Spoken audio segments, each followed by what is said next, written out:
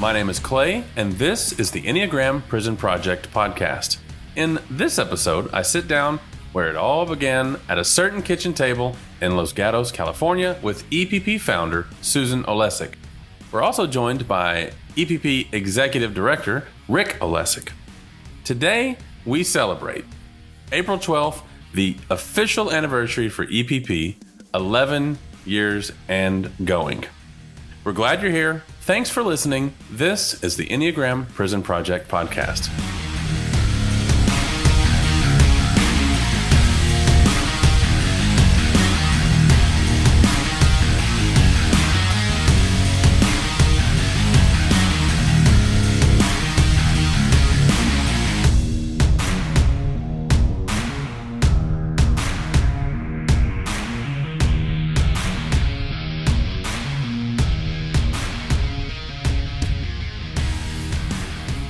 All right, let's get cracking, Banana Man.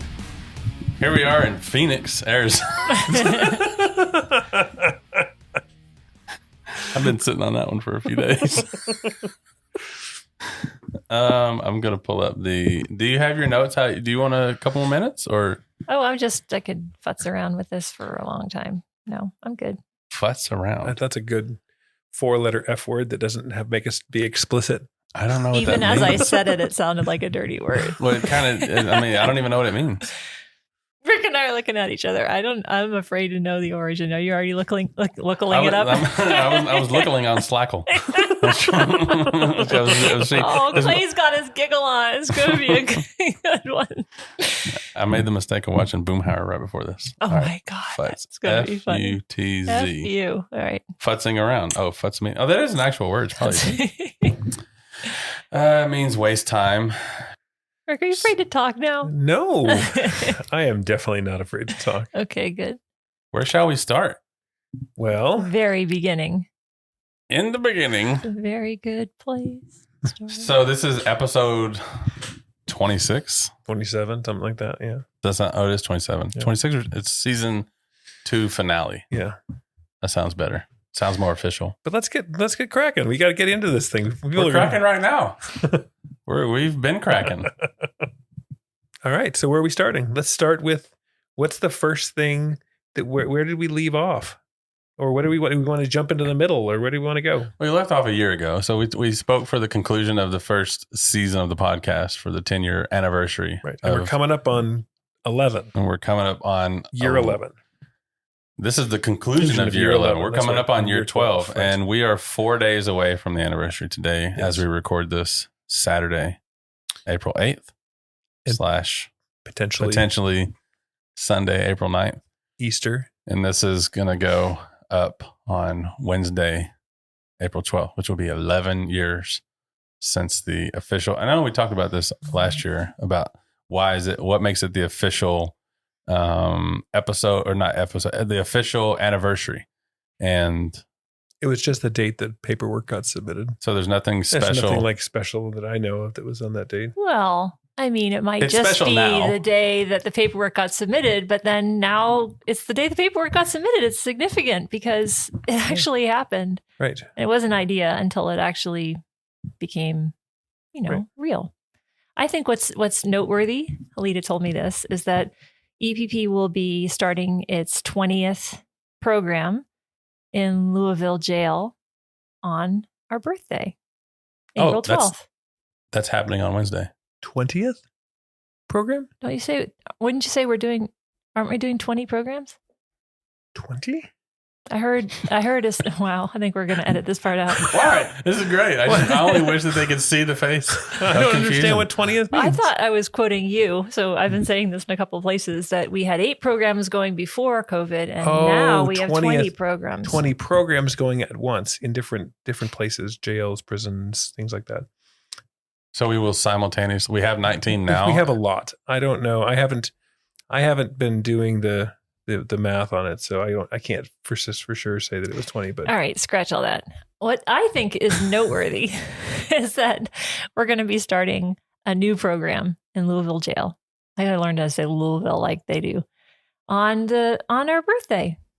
That's pretty cool. That's pretty damn cool. Yeah. What's that program going to consist of? It's a regular EPP program, 8 modules in a compressed format. So all 24 hours in a 4-day period of time. And it's going to be what it's going to be. It's a jail, and there's a lot of social unrest that's been happening in Louisville over the last many years after, so much. Breonna Taylor, George Floyd, all the things, and they know that that the work is there for them to do. I don't think they have any other programs going on right now, and they've been super accommodating for us. They are like, if you can roll out a red carpet in jail, they're doing that. We're going to have a great space with fresh air, and all the materials are coming in, and they're just doing so much to make it easy for us to hit the ground running, and it's going to be great. Who all are we able to say who all is going to be there? Yeah. Nina Maples has been waiting a good long time. So I'm super excited to be working with her. And Halida obviously lives right there. So it's Halida's second program, I think, since RJD when you were there with her, Clay. Yeah. So it'll be the 3 of us. And we just met this morning, and we we're just 3 very happy body types going in, feeling really easy and good. Halida, type 8, Nina, type 1. Of course, you're type 1 as well. That's a lot of body types in the room. Do you ever, when you're figuring who can go in and program together, the guide or the lead guide or the apprentice or all the different ambassadors, even, is there any consideration for matching certain types or centers of intelligence, or is it just what's available? Is it like a geographical thing? I think it's more 2 and 3 than 1. If anybody was following all those choices, I think someday we'll be able to say, be so nice if we could have a balanced 3 different centers or different intelligence or something. Right now, it's mostly, I don't know. It's sometimes heavy logistics, which is right now, this is in Nina and Halida's backyard, makes all the sense in the world for them to be there. Oshawa is also going to be a visitor. That's right. He's not far away in Bowling Green, he's not far right? away, yeah. And he said he would be willing to come in and sit on panel. Yeah. And he also said he'd be willing to write some bio responses. So, well, I guess this won't come out before then. No pressure, but I hope that happens. Oh, it's pressure. I'm going to clip that exactly and send it to him tonight. We might okay. pause right now and do it. So I distracted myself by being silly because I had a follow up there with bio responses. Oh, people. How many is this? Did you say whether or not this was a men's prison or a women's prison? I didn't say. Both are there. We're starting with the men, and we are planning on following up with the women. Yeah.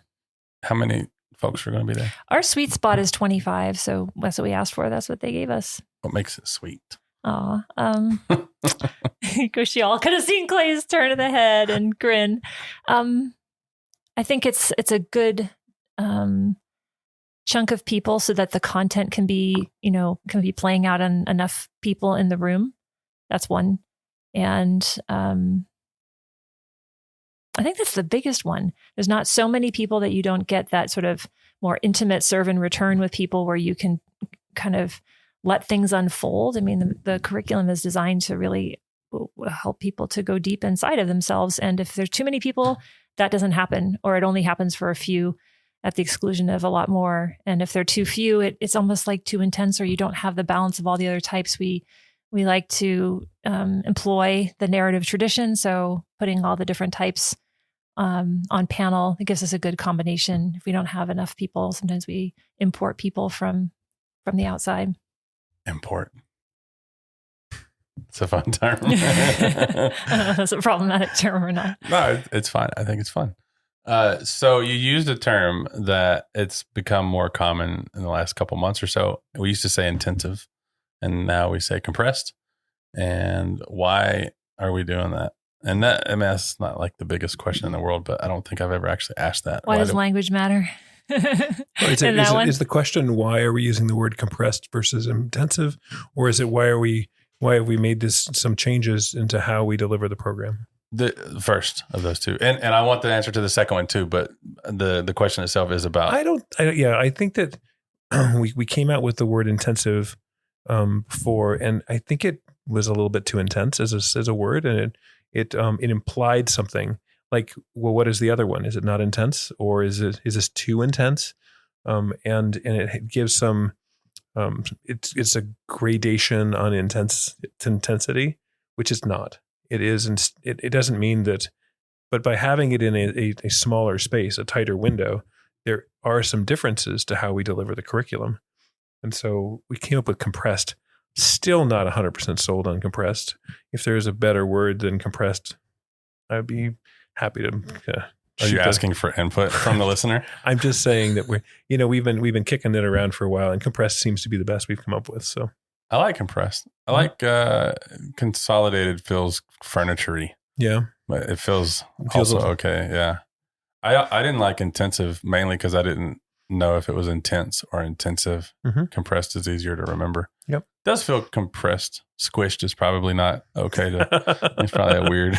Well, and so just so everyone knows what usually we do our programming once or twice a week, and so in fact mostly our most common is once a week for a 3-hour window. So 8 weeks for at 3 hours a week.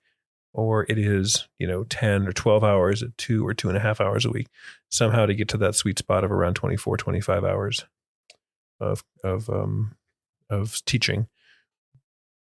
But if we move towards something where we can do it in a smaller window, then what it allows us to do and has allowed us to do is that we can bring people in, fly people in, and they don't have to be local.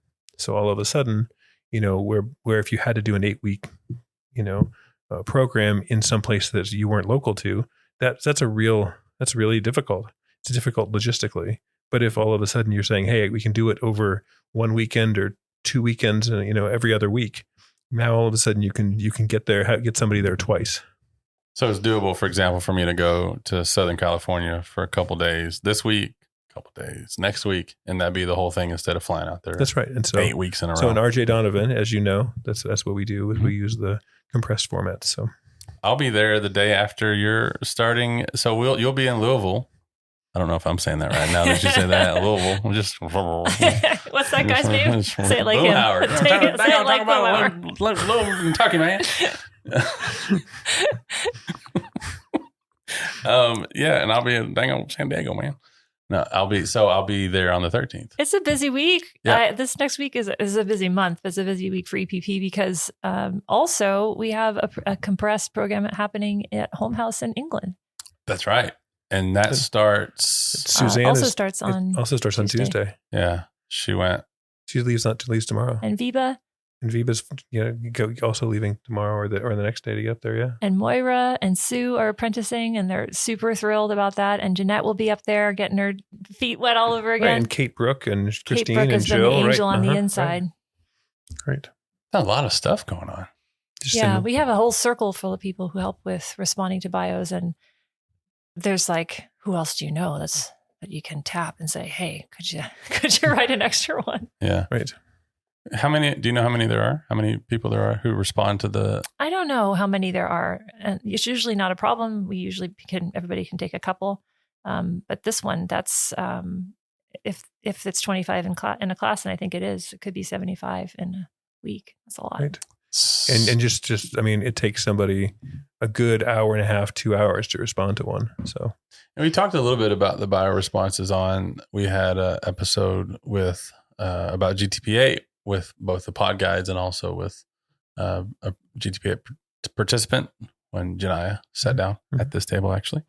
And so I think the folks have heard a little bit about the bio responses, but like from a mechanical or technical aspect, how do those go down? Like the bio, well, first of all, what is the bio response? Just for anybody who might be listening for the first time and don't already know, what is a bio response? And then also, what does it take if you have 72 or something like that, or 75? How do you have that turnaround time be so quick? Right. Well, one of our significant homework assignments is to invite people to write a biography in the third person when they write, with some prompts to help them to reflect on the timeline of the things that happened to them from when they were born up until they were 18. Some people do it till they're 25. And it's significant because it really is a way for people to take an objective look at what has happened to them. And I think what I always consider inside of me when we talk about our curriculum is there's nothing wrong with us, but there's a lot of stuff that happened to us. And the English psychologist D.W. Winnicott said there are things that happen that should never have happened. And there are things that should have happened that did not. And most people don't really know that.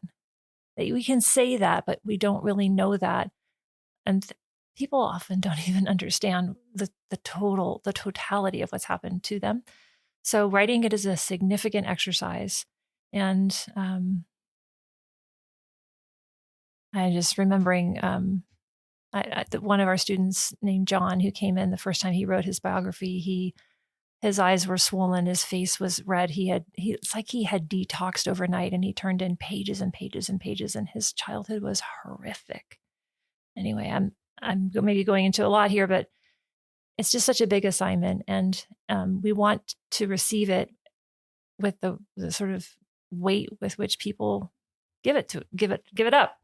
And so we take our time with the response to appreciate them, to help them connect the dots to things that they may not have seen in themselves and their type. And we're always trying to help people to understand how your personality type helps you survive, and where we lost contact with our essential qualities. So those are all the things we're trying to do in the bio response. And I'll just say, honestly, a lot of people can come through the content and the guide training program and be very good delivering the content. Not everybody's a great writer. Not everybody's as good and thorough and able to write a biography response right off the bat. And so we've taken time to put more training around it, give people more feedback, oversight, and also to highlight people who are good at it, to put them in a circle so that they can be tapped more often. So there's a couple of things that are happening. Oh, the rice is done. I wondered if that was going to happen. Yeah. So we have a bunch of people in the wings, angels in the wings. You said that it's a third person writing, and I don't know if I've actually asked this directly, but what is the benefit instead of me, if I'm writing it and saying when I was 12 years old, what are we adding, or what value is added by saying instead of when I was 12 years old, I would write when Clay was 12 years old? I think it just gives people some space and some perspective to look back and have a little bit more objectivity. I actually think that's the same thing that the Enneagram offers us, that we can use that as a way to see what a type structure does, but I'm not actually talking about myself. And then that's what I mean by connecting the dots. Like there's a structure, there's a personality structure, and there's also a system.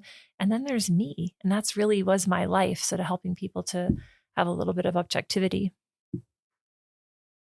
Yeah, I'll just add that this particular assignment comes directly out of the Blue Book. So out of the Wisdom of the Enneagram book. And I don't want to get too much into the logistics, but we have a really, really savvy infrastructure team, and Jason has just crushed how to do this. Jason White, yeah, he has just made it so easy for us to have it so that people can quickly just go drop right in and start typing, and be able to then for us to be able to print those out and get them back to people. And it's a little bit of a logistical headache, especially if it's in multiple places. Yeah. So, and we've talked about that some before, about RJ Donovan last year when we were there. I forget how many it was. I want to say it was close to 70. It was a lot. Ish. Yeah. And those were the turnaround on those were like days. Yeah. And it was 2 nights, I think. Yeah. And it was folks who were there in person. There were some responses done by them, and then others were scanned and emailed throughout Earth, and even as far away as Australia. And so bio responses coming in from the other side of the world, which is pretty gnarly. One thing that was pretty amazing is I was part of a group of people who were writing by, I was losing track of the country for a second, in England. Where we were? Belgium? This is one of my favorite things that happens. Where on Earth were we? Literally on Earth. No. Okay, I just remembered. Yeah, we were in England. And I remember because Viva and I were sitting in the Airbnb living room, and Suzanne was across the way, and we're all in our pajamas, and we are tired. We are really tired. But no one's going to bed. And we are sharing pages across, and then you can just see different moments where one of us just like puts our head back and takes a breath, because they're intense. People's lives are intense, and they've been through so much. You can't make up the stuff that you read. And anyway, it was one of those where we got help from different places. And I've been in rooms where students receive their response back, and the person's not in their, like, not in the room, right? They're not in the country. And they look at me and say, like, how can someone know me like that? How can someone know me without even knowing me? And that's the power of the Enneagram. It's really, really cool. So yeah, we're doing a lot this month, especially. And I think the fact that we can do it and all sort of look up and say, oh yeah, it's a lot, but it's not like we're shutting everything else down. There's still a lot of other things happening too. And I think that's sort of like the momentum of the year. Yeah. And I just want to just kind of add, I know you kind of alluded to the fact that, that how intense, and I guess we're going back to that word of intense, but in the right way, I think, how intense these bios are for the person who's writing them, and also for the person who's receiving them and writing a response. And I'm sure it doesn't come as any surprise, but one of the things that we talk about sometimes is with the ACE study, and how many ACEs the folks on the inside have. And we've been doing the ACE study with our students, as a way to unpack what has happened. And we've been doing it now for, 7 years, 6 or 7 years. We have somewhere, north of 1,500 or almost 2,000, things that are just so that we could catalog them. Yeah. And where the ACE study talks about how once you get to about 3 ACEs, you have all of these negative health outcomes. Like physical, actual health problems. Yes, health problems, but also, all of these things that just kind of align or line up against with, suicidal tendencies and depression and alcoholism. And it is study after study about this. Once you get to about 3, the average in our classes over that amount of time, it doesn't matter if it's in another country, it doesn't matter if it's women versus men, it doesn't matter, if we take all of that stuff or look at them individually, it's 5. It's 5 plus ACEs. And that is so hard, right? So it's just another, like, okay, this is the actual stuff on the ground here, is that there's a lot of hurting folks who've had a really, really difficult childhood. Yeah. Especially when you read the stories and the bios, there's a point where you go, yeah, obviously you're going to end up in a trickier place than an average Joe down the street who had an okay life. Like it almost makes sense. Like, of course you're in prison. Right. Like, it's not the nice way to say it, but it makes sense to me. Like, yeah, your life was rough. Like, it sucked. Right. And when they first did the ACE study in San Diego with Kaiser and the CDC, I have to go back and look at the exact number, but it was something, the average number of ACEs was one something. It was in between 1 and 2. Right. That was where that was at. So it's a pretty big jump to get to 5. What were they doing? Like, what were they going for when they first did that study? And because I know that, I don't know all the demographics, but I know that the groups that they did that with, like, it makes sense to do this when we're in prison, like to study adverse childhood experience, because I'm in a really bad place and I need to start figuring some things out. But who were they studying? They were studying for what? It was Kaiser, which is a big health organization here in California, and the CDC, and they were looking specifically at how do adverse childhood experiences impact health outcomes, so that they could understand the participants inside of Kaiser, which is a large health organization. Gotcha. And then from that, once they started to plot that on a graph, they were like, oh, there's actually some correlations here. And then that's where all these other correlations and other studies came from. Did you have anything that you wanted to squeeze in here? It's okay if you don't. Well, no, I mean, just ACEs is a big deal. There's a lot there. And they were trying to demonstrate the correlation between health outcomes and the adversity that children experience, And what I think Rick is pointing to is so important, because they were looking at, a largely middle-class employed white. It was done in San Diego. It was in California with people that were employed and part of Kaiser. Mm-hmm. And I remember asking Gabor what he thought about us using the ACE questionnaire on the inside, and he said, absolutely. And it's allowed us to do the same kind of thing that the biography is after. It's helping people to tell themselves the truth about what has happened to them. It's hard to negotiate when you give yourself a point for each one of these things. And the questionnaire doesn't even cover all of the things. And so we help people to understand that a lot has happened, and you could have a 20-year less life expectancy because of those kinds of things. And somehow the medical correlation, that I might have more autoimmune diseases or might be more likely to be suicidal, somehow makes it more understandable that what we're saying, it corroborates the whole picture. So it started as a health thing. I had it backwards. I thought it was they were trying to look at, like, I was always in the at risk categories in school and all that other stuff.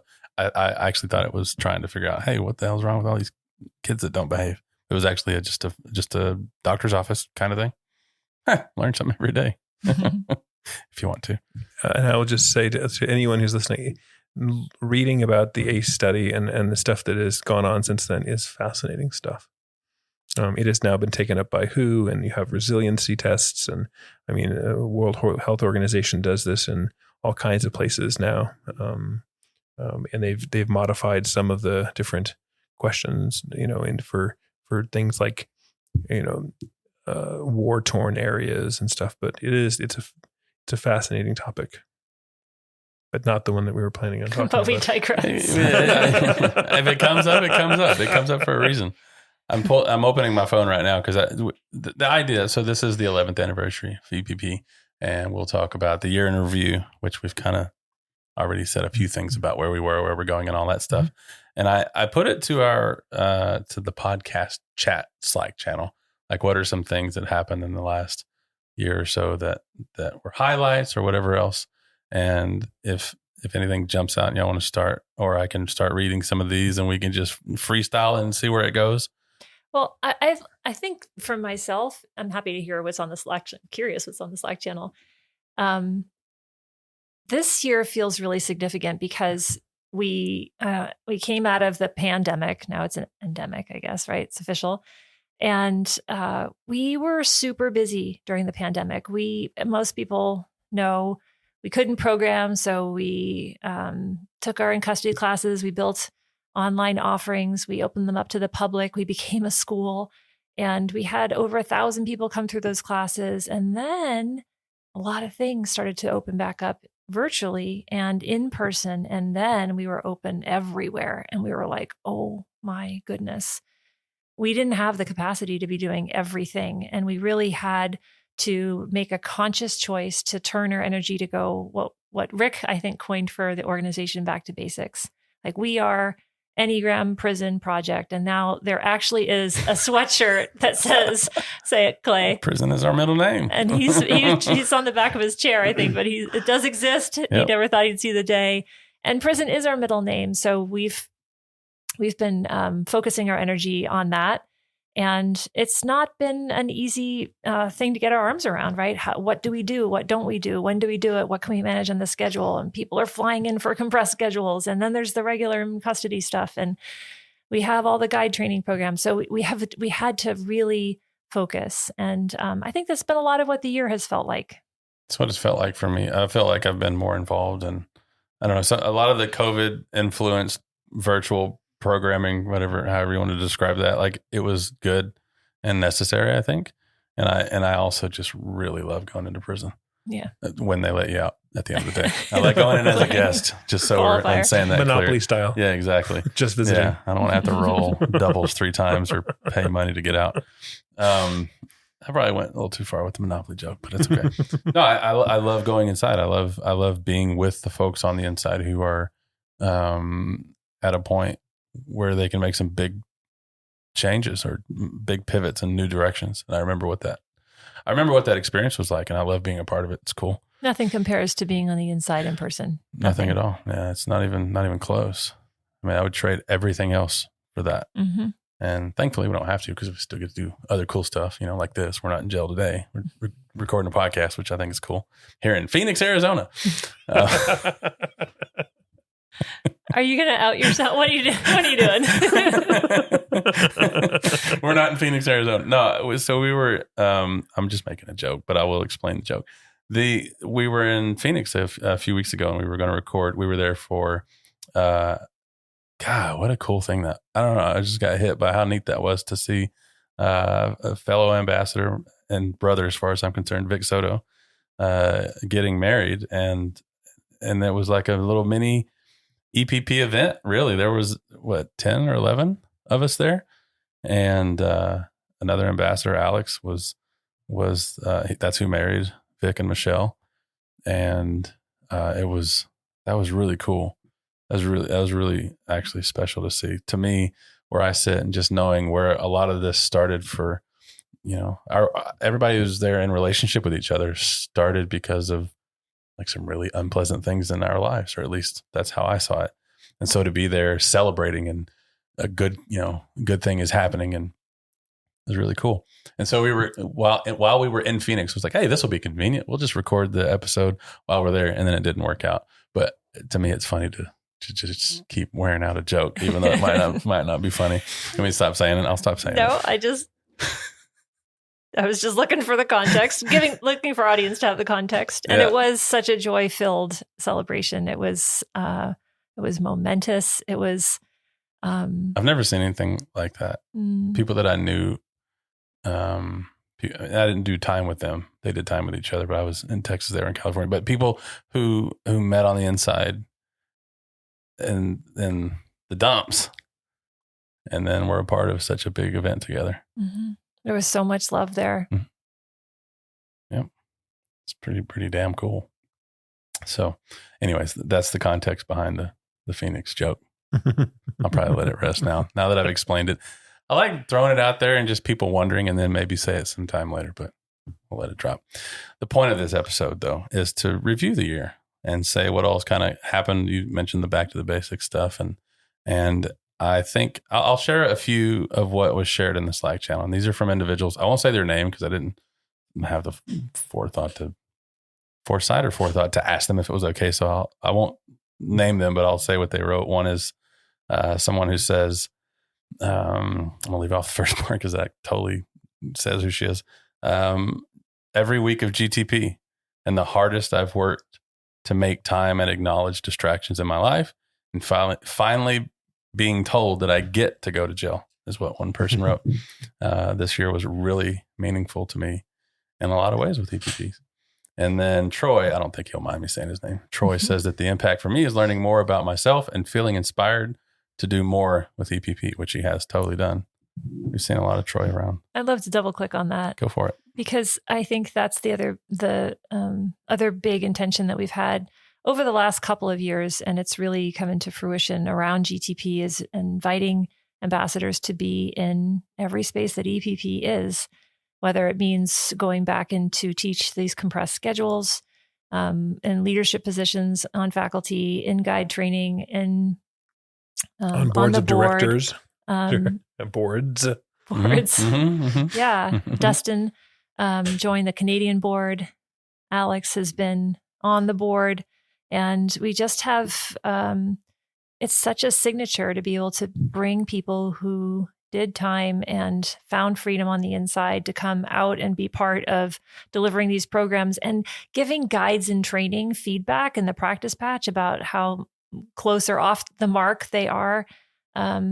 We just know that having ambassadors in all the spaces is what makes us bring the heart of what we do everywhere. So I think we're getting better at that. We have a little more resources to be able to do that, and that's happening.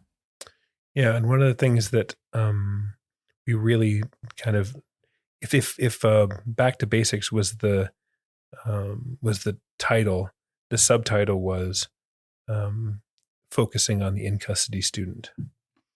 And what that means for me is it means the in-custody student before and in-custody student after.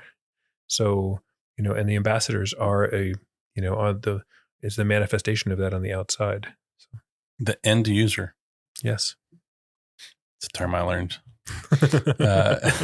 Troy says, I've come to an understanding that being an ambassador means stepping out in faith to help not only myself, but every person in this community. I thrive on being here and joining the events that I can. I feel truly wanted and needed. That's what I call love. Someone else says, love you, Troy. Someone else says, I've been helping with data entry, data or data? As you take a drink, I'll just keep going. From the core surveys recently, and a few things stood out for me that speak. I'm reading these cold, by the way. I don't know what any of these are saying. Stood out for me that speak to the overall impact that EPP has, the gratitude for EPP, the guides, and their capacity to support the students, the change in them as they learn about personality and trauma, and how they start to heal, becoming more able to forgive themselves and others, to see their value, to learn to love themselves. It's a lot. I don't think I'm just going to say that one of the things that brings up for me as I hear some of these things is that and some of it just kind of riffing off of what you just said, Susan, is that we had a very robust GTP this last year. And we brought a lot of energy into it. We brought a lot of folks, whether it was ambassadors or pod guides or other faculty members to it. And it really brought forth just a number of people who are now currently programming, right, in prisons and jails, and more on the way, as they say. Okay, so I did not realize how much people wrote in this. Because I just wanted to read these cold, but there's a lot shared here. So if anybody is on our Slack channel, the podcast chat Slack channel, I would just say go and read, because I'm not going to be able to read all these at all. But a good starting point to begin the year in review is what was shared by the magical Jan Shekta. She said, having 3 compressed programs at RJD in San Diego in May of 2022, for many of us, the first time back inside after COVID, and a mini EPP reunion. So this is where we were in San Diego. There were 3 cohorts going on simultaneously inside the prison. That's the one where they had 70 some odd bio responses that were answered throughout the world. And that was the beginning of year 11 for EPP. So what comes up for you thinking about that? I was not there.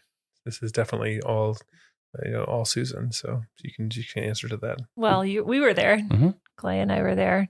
Nothing but good juju and memories from being in there, being supported by Dr. Greenwald, and also passing the torch to Dr. Barrow and all the psychologists, Dr. Lukasik, all the people who were there, not just supporting and making sure the paperwork could go in and out, but literally taking the class alongside the students, writing their own biographies, and then coming out after that, and then taking our programs online again, and really embracing the Enneagram, to have the mental health team understand the value of the Enneagram in really reaching their clients has been just so powerful. And I think there's so much that wants to happen there. So we have a grant to support it in part. I think that's growing. Our capacity to do more there will grow. And then, of course, Laura moving down south so she could be a lot more in person herself. I just feel like we're just getting started. And I don't know if it's okay to say this, but they moved down there. It wasn't just because they were like, hey, let's go be near a person. Like, that was because her partner's job. Yeah. So I'll say coincidence because that's the word Universal that comes to coincidence. mind. But it was literally just one of those things where, this apparently unconnected thing is actually totally going to make stuff better for what we want to do with EPP. Yeah, when I think about RJD, it just has all the elements. It had a lot of elements before Laura moved. It had a great relationship with people inside of the facility, and we have miraculously have some funding to go and do it. But then when Laura moved down there, then she was even more able to create some of the outside community support and be one of the ready guides to go into the institution. So all of that it makes all the sense in the world to do more and more in that space. And that's one of those facilities where you mentioned it some, and I'll just say my view on it. The mental health staff is so down. Like they are so down to do whatever is best for the residents there, for the clients there. They don't use any of the traditional prison language there, which is really cool. And we've addressed that before, but I'm still saying it here that it's just really cool. And it was mind-boggling to see last May. Like you said, each class had a representative from the mental health staff taking the class. And it wasn't just a matter of sitting there and being available for questions or whatever. Like they did the work. And it's not just happening in RJD. It also happened just this past February in Luz when Dana and Dustin were out there and the warden. And Ariane. And Ariane. Sorry, Ariane. And I mean, I was just thinking of so many people, right, where the people who are running the institution are very much committing themselves to being part of the work, which is one of our huge values. And Celine, who's the warden over there, was in our online program and then just rolling up her sleeves. Same thing with the Virginie. And I know that we haven't quite done it, but we are, I think, on the cusp of being able to bring high-level administrators and mental health professionals from different institutions across the United States, but also intercontinentally, so weird, I never really say, globally, to share best practices and share what's possible. And that to me that hasn't always been possible. We haven't been that close before. What do those conversations sound like? Like what are the things that people are asking or that you're telling them or anything? Well, I think it'd be interesting to plant these seeds for future podcasts. Even Jean-Philippe is working in Marsh prison. I was trying to say Marnef, but it's not that. In Marsh prison, and he's taken up a warden role, and he's in close contact with people who used to sit on the board of paroles and who used to sit on the board of parole, and he's working a lot with dynamic security and helping people to understand that when we use the Enneagram and we are emotionally and psychologically safe inside of ourselves, then we actually contribute to the overall safety of the institution. So he's been onto that for a decade, but we were just on a phone call with the Department of Corrections in Washington, and they are very familiar with dynamic security. And so I can imagine they would have quite an interesting conversation when Jean-Philippe has been training correctional officers for the last decade.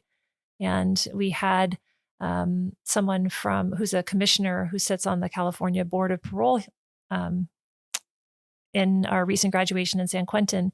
And I think, so I mean, that's the kind of level that I'm talking about. Yeah. And once we start having more time and those folks get more space inside themselves and more time with the curriculum, then I don't even know what's possible.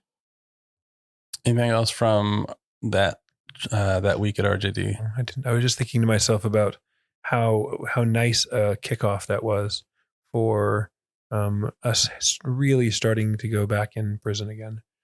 We had, at that point, we had been doing some virtual programming in different places around or certainly around the U.S. And we'd done some things in person in some spaces, but that was a nice way for us to really kind of get back into this swing of things, but specifically in RJD, and really kind of push that particular institution forward for being able to do more programs. And I know, Clay, you're heading down to RJD, like we talked about, next week or later this week, and those kinds of things are now just in a nice rhythm. Yeah, the day that this uploads, I'll be flying to San Diego that night. Yeah. And I also was there in January. I've gone back in May, going back in June. This is going to be I'm going to be there a few times. I love it. And there was this, there has been this pretty clear push to get ambassadors in as many spaces as possible. I don't know if there's an official term for it or whatever, but that's how I've experienced it. And it's really showing up in places like being able to go to RJD and have just be a part of class. Yeah. I mean, I know that there's a lot of, I mean, whether it was Alex or Sue or Renee, he went to, right, or Dustin. I mean, there's a lot of folks that are in a lot of spaces now, and even some of the other ambassadors are coming into in lesser ways, but still, the invitation is there for them to be more present to it, because it's a definitely a push from all of us. We know that it's important. It brings something that the lived experience of the ambassadors, the wisdom of the ambassadors, like Susan was saying, needs to be in every space. Oh my God, it's just a total game changer. Alex comes into San Quentin every single week with us, with Cynthia, and now Jason is coming, and me.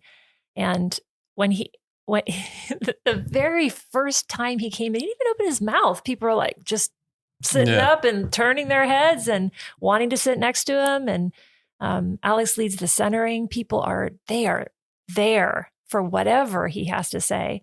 And I feel so extra supported because Alex is connected enough to himself now where he'll just, he doesn't even raise his hand. He's just part of co-guiding with Cynthia and I, bringing his exclamation marks to all the things that we're saying with the very real example that I can't come up with in myself in the same way. It's a game changer. And Dustin shared a couple months ago on the podcast where when they were in Belgium, somebody raised their hand and gave a pretty direct question to him where he, I'm paraphrasing, but it was, everybody comes in and says this and does that and but you're the only one who's done it. And you're the only one who's this and you're the only one who's that. And just directly asked him, like, does this shit work? He didn't say shit, but does this work, or is this worth it, or does it work, or something like that? And Dustin, in that moment, it's how it is. He's the only person in that room who can speak to it because he's the only one. Right. We can all share our stories. And it just so happens in that moment, his was the story that they were calling upon. Right. I love it. It's pretty cool. What I love about it is that, we teach this curriculum. We want people to understand what's driving us to do the things that we do and how we get in trouble with our personalities, how to hold ourselves and love ourselves. And then people get out, and we want them to stay connected. And if people do stay connected to EPP, they continue to learn and they contribute to impact the organization. It's so directly reciprocal, and everyone feels like they're winning, right? So it wasn't, I didn't know that it would work so effectively like that, but it does. So skipping ahead, 10 days after RJD, maybe not even that long, we all hopped on a plane, different planes, went to Sweden for the International Enneagram Association Conference in Sweden in, May 2022 also, or was it June? It was May. And what comes up for you thinking about that memory? My happiest memories of that are Renee and Alex getting passports. Yeah. And getting out of the country and just flying free, and how it was a delight for me, although we had it's quite a trip to go to England and the layovers, and we slept, Rick, the same coffee shop we slept in like a couple weeks later, you and me, Alex and I, with our face in a cup of coffee. Just it's a long trip, and we were so happy to be there. Renee headed off on his own, just so brave, fearless, and then to be able to be in that conference together and be able to share what we're up to. And I think there are a lot of people who'd never heard us live like that before. So I flew, actually took 3 different flights, I think, right? I flew because I visited a friend right before that in another country that's pretty close to there. And then Renee went by himself, right? Mm-hmm. And he went first. Yeah, he was there first. He was there. And then I think you and Alex got there. He and Jason went together, right? Jason didn't go. Jason didn't go. No, he just went by himself. Okay. And that was both of their first time traveling internationally. And Alex and I have talked before on the podcast too about traveling, and I'm going to ask you what it's like to travel with Alex, because from what he's shared, he doesn't seem like he's a big fan of airports and airplanes and all that stuff. I don't think Alex is a big fan of those things, no. But I would go anywhere with Alex for any length of time. And I just found him to be a great companion. I mean, we got the extra leg room because Rick booked the right seats, and that made a big, huge difference. And I don't have those memories. I just feel like we were just so tickled to be off and doing that. And we were so happy to go. When we were at the conference, we had our presentation was actually really similar to the first one that we ever did. That's how I experienced it, at least, where you gave a bit of a presentation and then did a panel with the three of us, Alex, Renee, and me.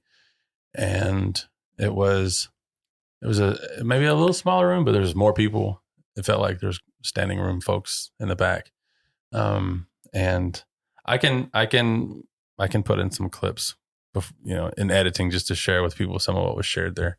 But what do you remember? Does anything stick out as far as how the audience was impacted, or how you felt sharing all this in another country, and any questions? What just came up for me as you asked me that, Clay, is, I used to always think that the next group that I taught the Enneagram to was going to be the tough group, like the one that didn't get it. And every time I would come back and be so relieved that they were just people. And we had that running joke, like, did you meet some more people? I like the same. And I would say that's what struck me, that there were people literally wiping their eyes. And even when we finished, people didn't immediately leave. There were lots of extra questions, and people just wanted to hang out and be in that space, because I think what the three of you especially do, as you share so much from the heart, and I know I'm part of that, we just create a field of love for people to step in. And that's what I remember. It was so at the conclusion, and you mentioned people not really leaving. Like, it was the same as that first year in Denver, where like we had to, okay, there's another thing coming up, we got to get out of here because they need the room, kind of thing, which is a trip to me. Anything else from your list that you want to get into? I'm trying to read your notes and I can't. Oh, but you can. Okay. I feel like that was a good start to May, and it propelled us right into going into Europe, and we were going to be gone for a bit. So what I remember that personally is that it was like many months of travel internationally for me, and not like constantly. I did have trips back home, but I learned to be more mindful of my schedule and to be really careful about how long to go, because it's quite a thing, the time zones and all that. What was after IA Sweden? Sterling Prison completed its second course. In Colorado. Yeah, that's right. It's pretty, I think that one of the things that's interesting there is just that that particular prison was able to start during the pandemic, because they were set up with enough technology to be able to do it virtually. So Suzanne and some of the folks from Colorado were Julie and Margot, yeah, were able to go, and without going into the prison, were able to teach.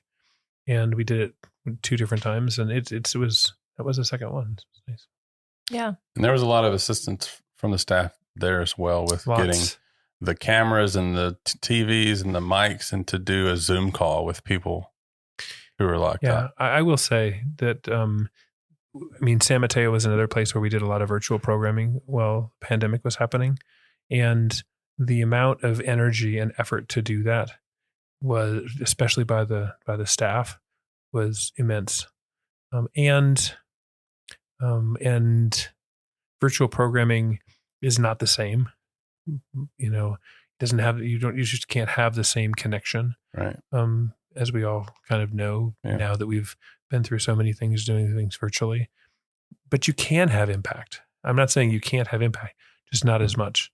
But when given the choice between 0 or virtual, we would always choose virtual because we would have the connection of something and be able to reach out and reach into the spaces.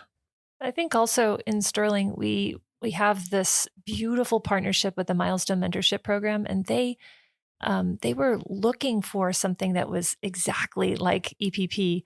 And I know you experienced that too, Clay, and just working with the guys as an ambassador, that they said this completed what they were looking for. It was a great match. And we are in conversation with other people from within the Colorado Department of Corrections about how we can weave that into other programs that they have. And I can't say much yet because it's not so official, but that we haven't been able to program in person since then because they just don't have the staff. COVID has been really hard on that facility. Yeah. And we are eager to get back. We are, doing stuff in the wings and getting ready to get back there. But yeah, just that was one of the real silver linings of the pandemic.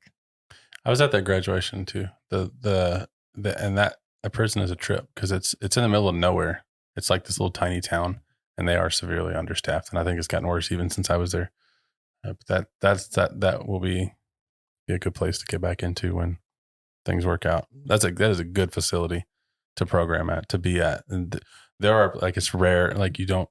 I mean, it's still prison, but like when you're on the inside there, you can't even see razor wire.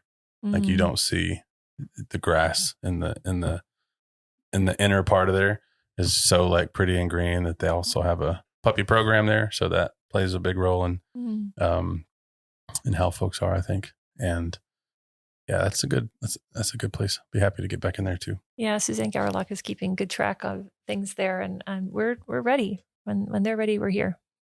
So what was next? Well, right about the same time, sometime during that summer, you and I and Gavin went to Lou's prison. That was really, really special. We were able to, we were able to travel and go and visit Lou's and see it. A lot of programming has happened in there.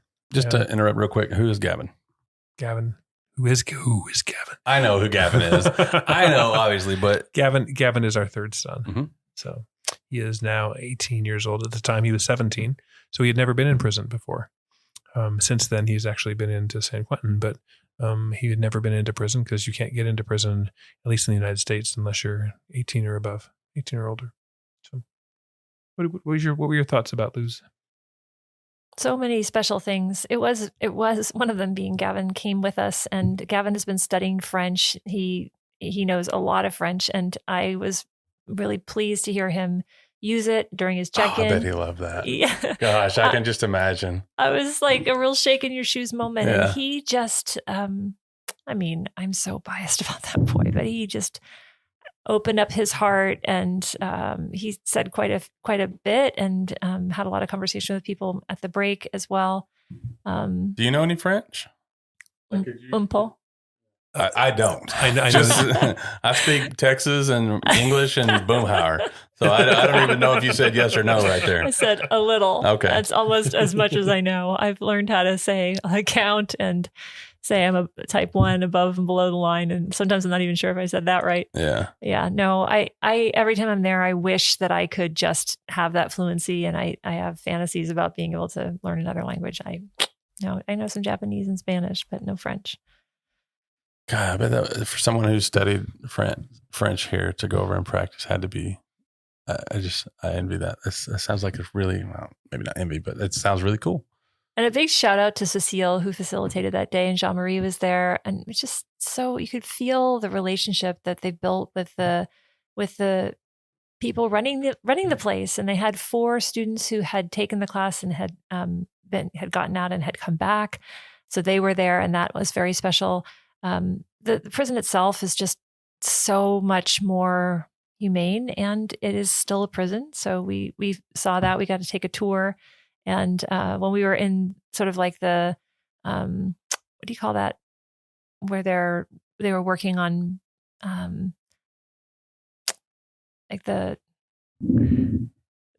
where they were building things. They had a whole maintenance. They had a whole work room. Oh, okay. Where companies were shuttling in work that they were doing, and then and they were being like a paid factory for it. type of thing. Like a factory type thing. Yeah, they were doing some manufacturing things. There was a guy, what I really want to get to is a guy working on a sewing machine, and he was way in the corner of this like kind of warehouse area. And Rick nudged me. And he's like, "Swan, look."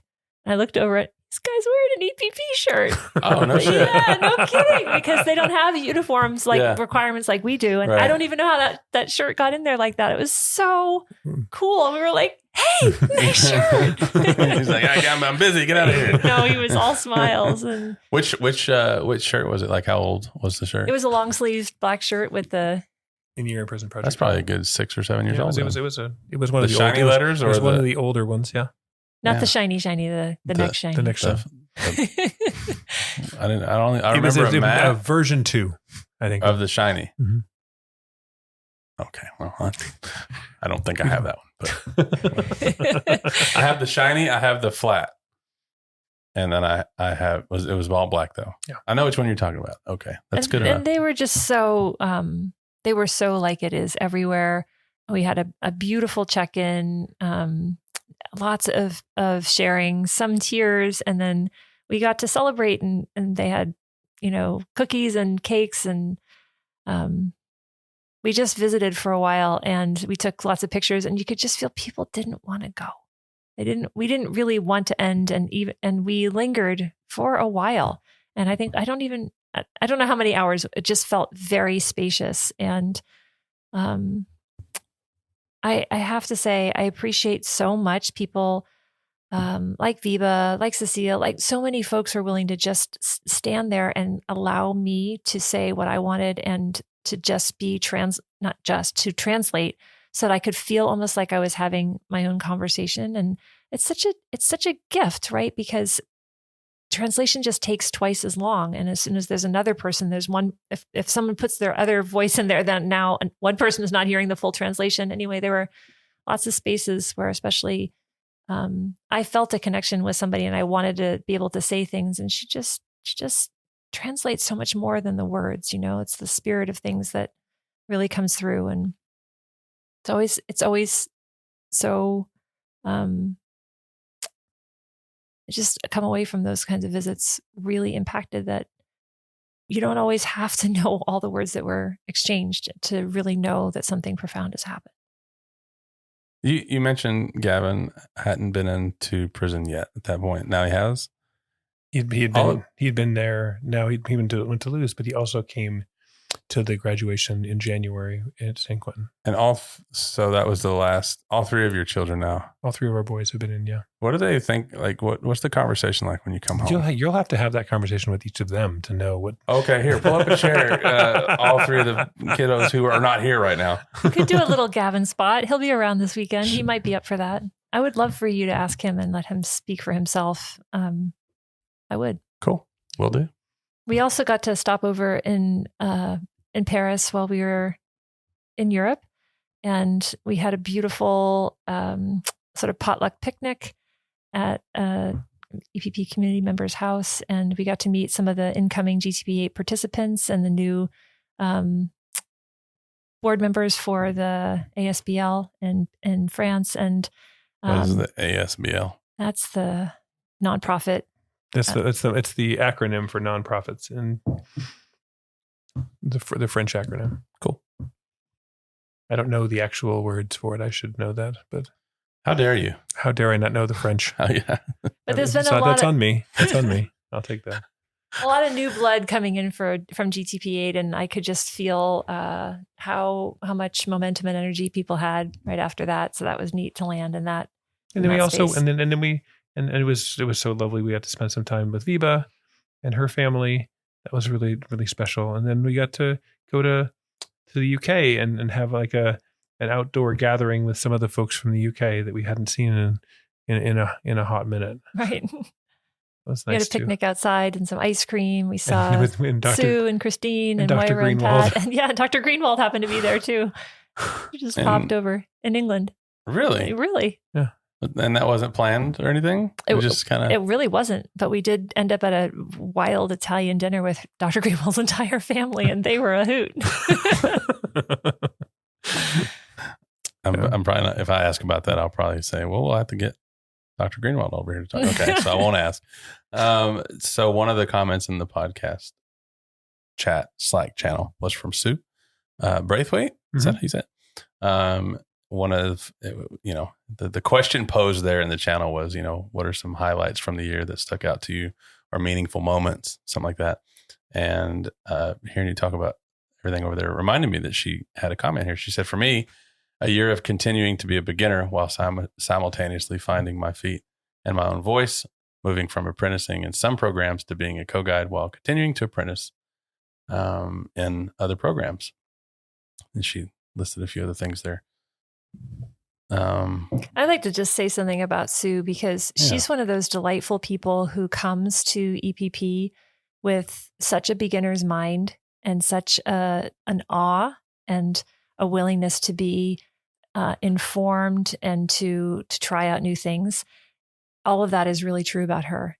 And she is a sage, beautiful guide in her own right before she ever hit EPP, and the coaching spaces that she's come from and her work with just the work.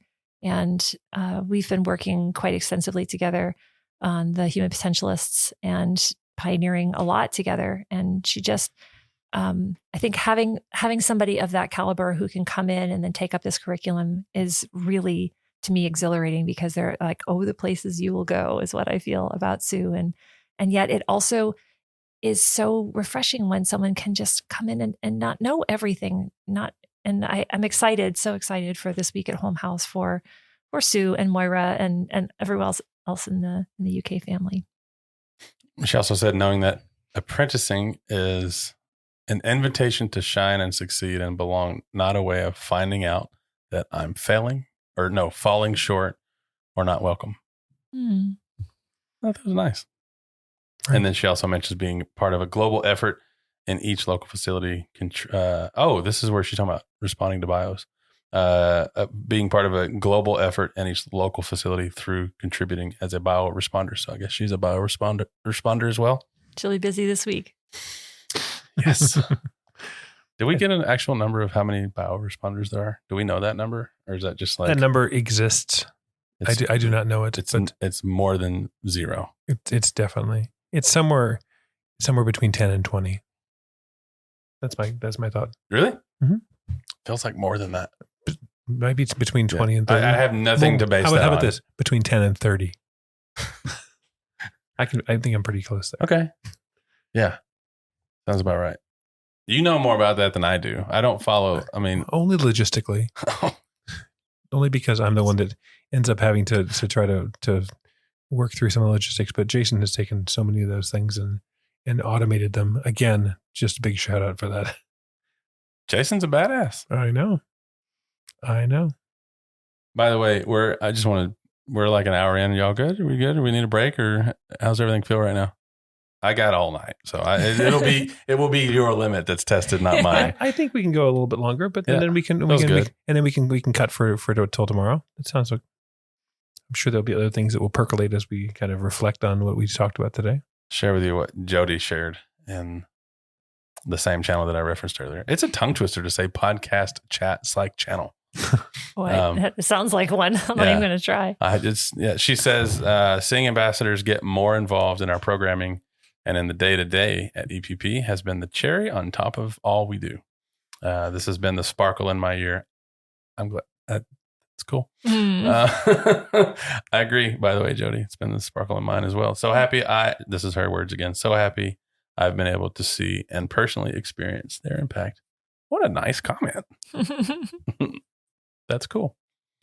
Well, I think on that, we said it earlier that one of the things that happened in, I don't know exactly what month of this year, but Dustin joined the Canadian board, and in July, the Canadians received charity status from the Canadian government. So Canada got on the map this year and Dustin got on the board. And I'm not so sure which one is even more significant, because it feels like he infuses just all the stuff we're talking about. And it's a lot to be, in charge of governance and have to ask hard questions and to be able to not know everything and be willing to be in that space. And he's remarkable, Also, an interesting note is that, of course, you know this, Clay, is that very difficult to get into Canada as an ex-felon. Current felon. It's on my record. I'm Yes. still a felon. Yes, sorry, current felon. Yeah, it's the process has started though, to where he and I just chatted about this the other day about starting the application. So Canada is a little bit different than some places like Australia, for example. And I've joked already about them, so I'll let them make it this time, as we say. I won't poke any more undefendable jokes at them. But Canada, you can actually go through a process to be allowed in.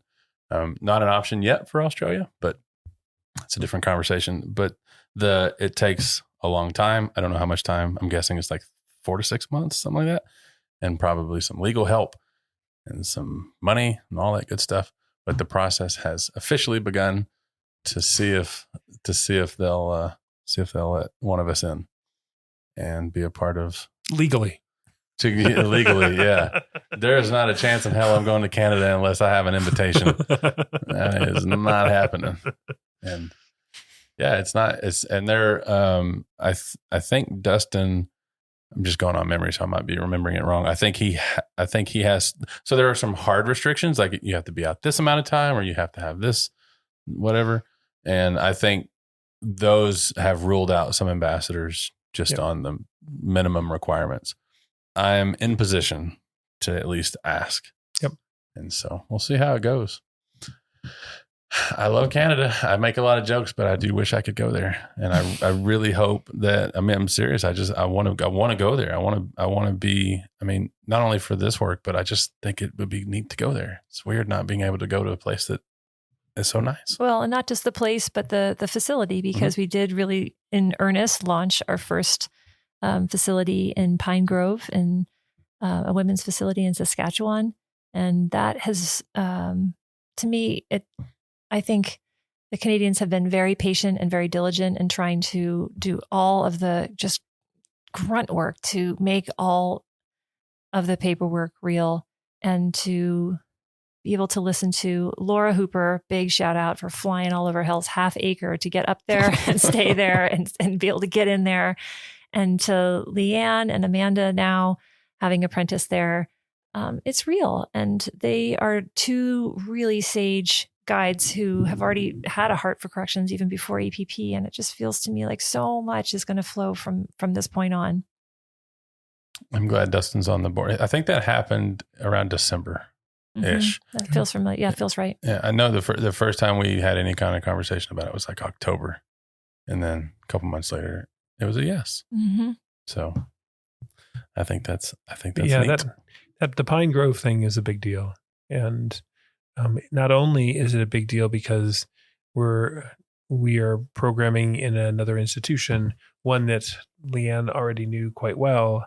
We also identified someone who was just an unbelievable angel for us to be able to do things. This last visit where Laura was there, and it's not my story to tell, but I'll just give the overview, and you can always double click with her at some point, or with Amanda or with Leanne. But they started Laura spends an inordinate amount of time to get up there, and then they get into the class, and she's 45 minutes in, and they're like, "Oh, COVID lockdown, gotta go," and they locked the whole thing down.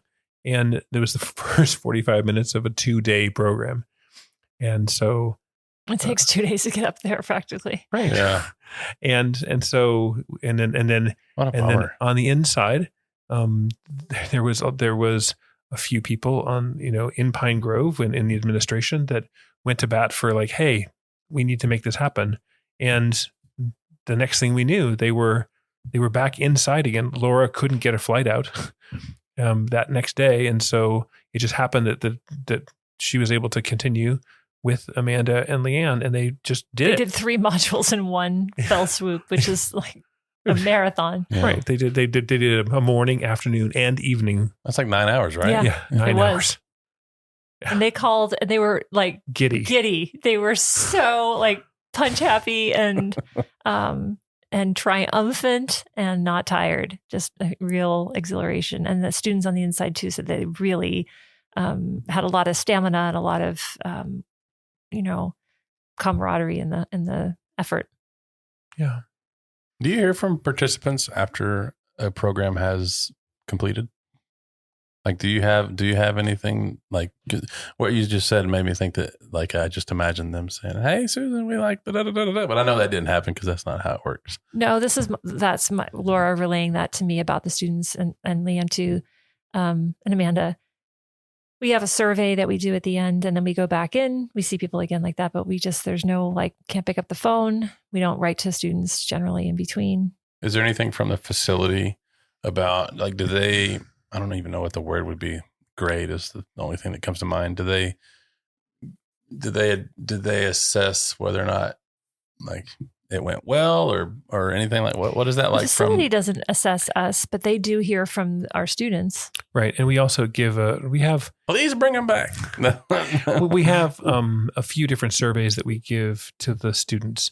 At the very, very beginning, we give them a pre-outcome survey. And then when they are finished with the program, we give them a post-outcome survey. And we also give them what's really a satisfaction survey, but it has a lot of questions that are pretty open-ended to ask, what did you feel? What came up for you? And what would you like us to know? Those are really important for us. And Anna Jones did a great job kind of taking the Pine Grove details and then converting it into something where we could quickly look at it and say, oh, this was the impact in just this one little sliver, one little course. And I mean, we've done greater than 350 courses over our career. That's wild. And so trying to come up with exactly how we want to really close out a class and really take the assessments and understand them. I think that's something that's going to be on our hearts going into the next year. This again is back to basics. How are we doing what we're doing, and how can we improve, and what are the things that people are commenting on? This is a silly question. I'm happy to cut it if necessary. But has there ever been any feedback from those surveys, like any one comment where it's like, oh my gosh, we totally missed this, and then a change happened because of it? Or is it usually you hear a bunch of a thing and make a change that way? I think that we do a really good job of sensing.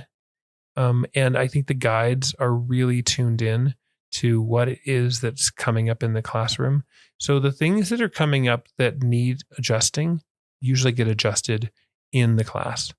In real time. In real time, yes. On the spot. Or not on the spot, but on that week at least. And there's so many things that the guides, because everyone is coming to a guide call every week, where they can bring some of those challenges to the whole population and say, hey, I noticed this, or this came up, and then all the guides in the community can then reflect on that, listen to it, and then reflect on what maybe they could consider, or things that they've noticed, in what they've done in their own classrooms. So I have a good example of that. I was just about to ask, so thank you.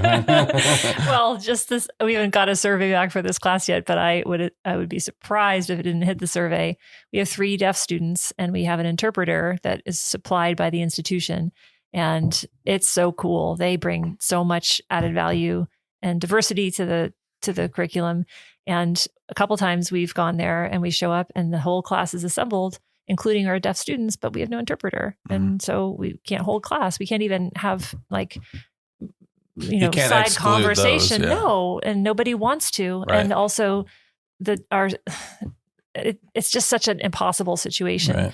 And we are definitely over at the CRM's office, over at the, working with the officers, trying to figure out all the workarounds. Could we get a laptop? Could we get a private interpreter? And we have sometimes can't get a Wi-Fi in the chapel. How do we, and just standing on our heads. And it happened twice. And then it happened actually not all 3 times in a row, but a 3rd time. And the last time we went in, we were like, we're not canceling class. Sorry, we're going to figure something else out. And so because Jason has been so great about making sure all of our videos are subtitled, we actually can't show them if they're not.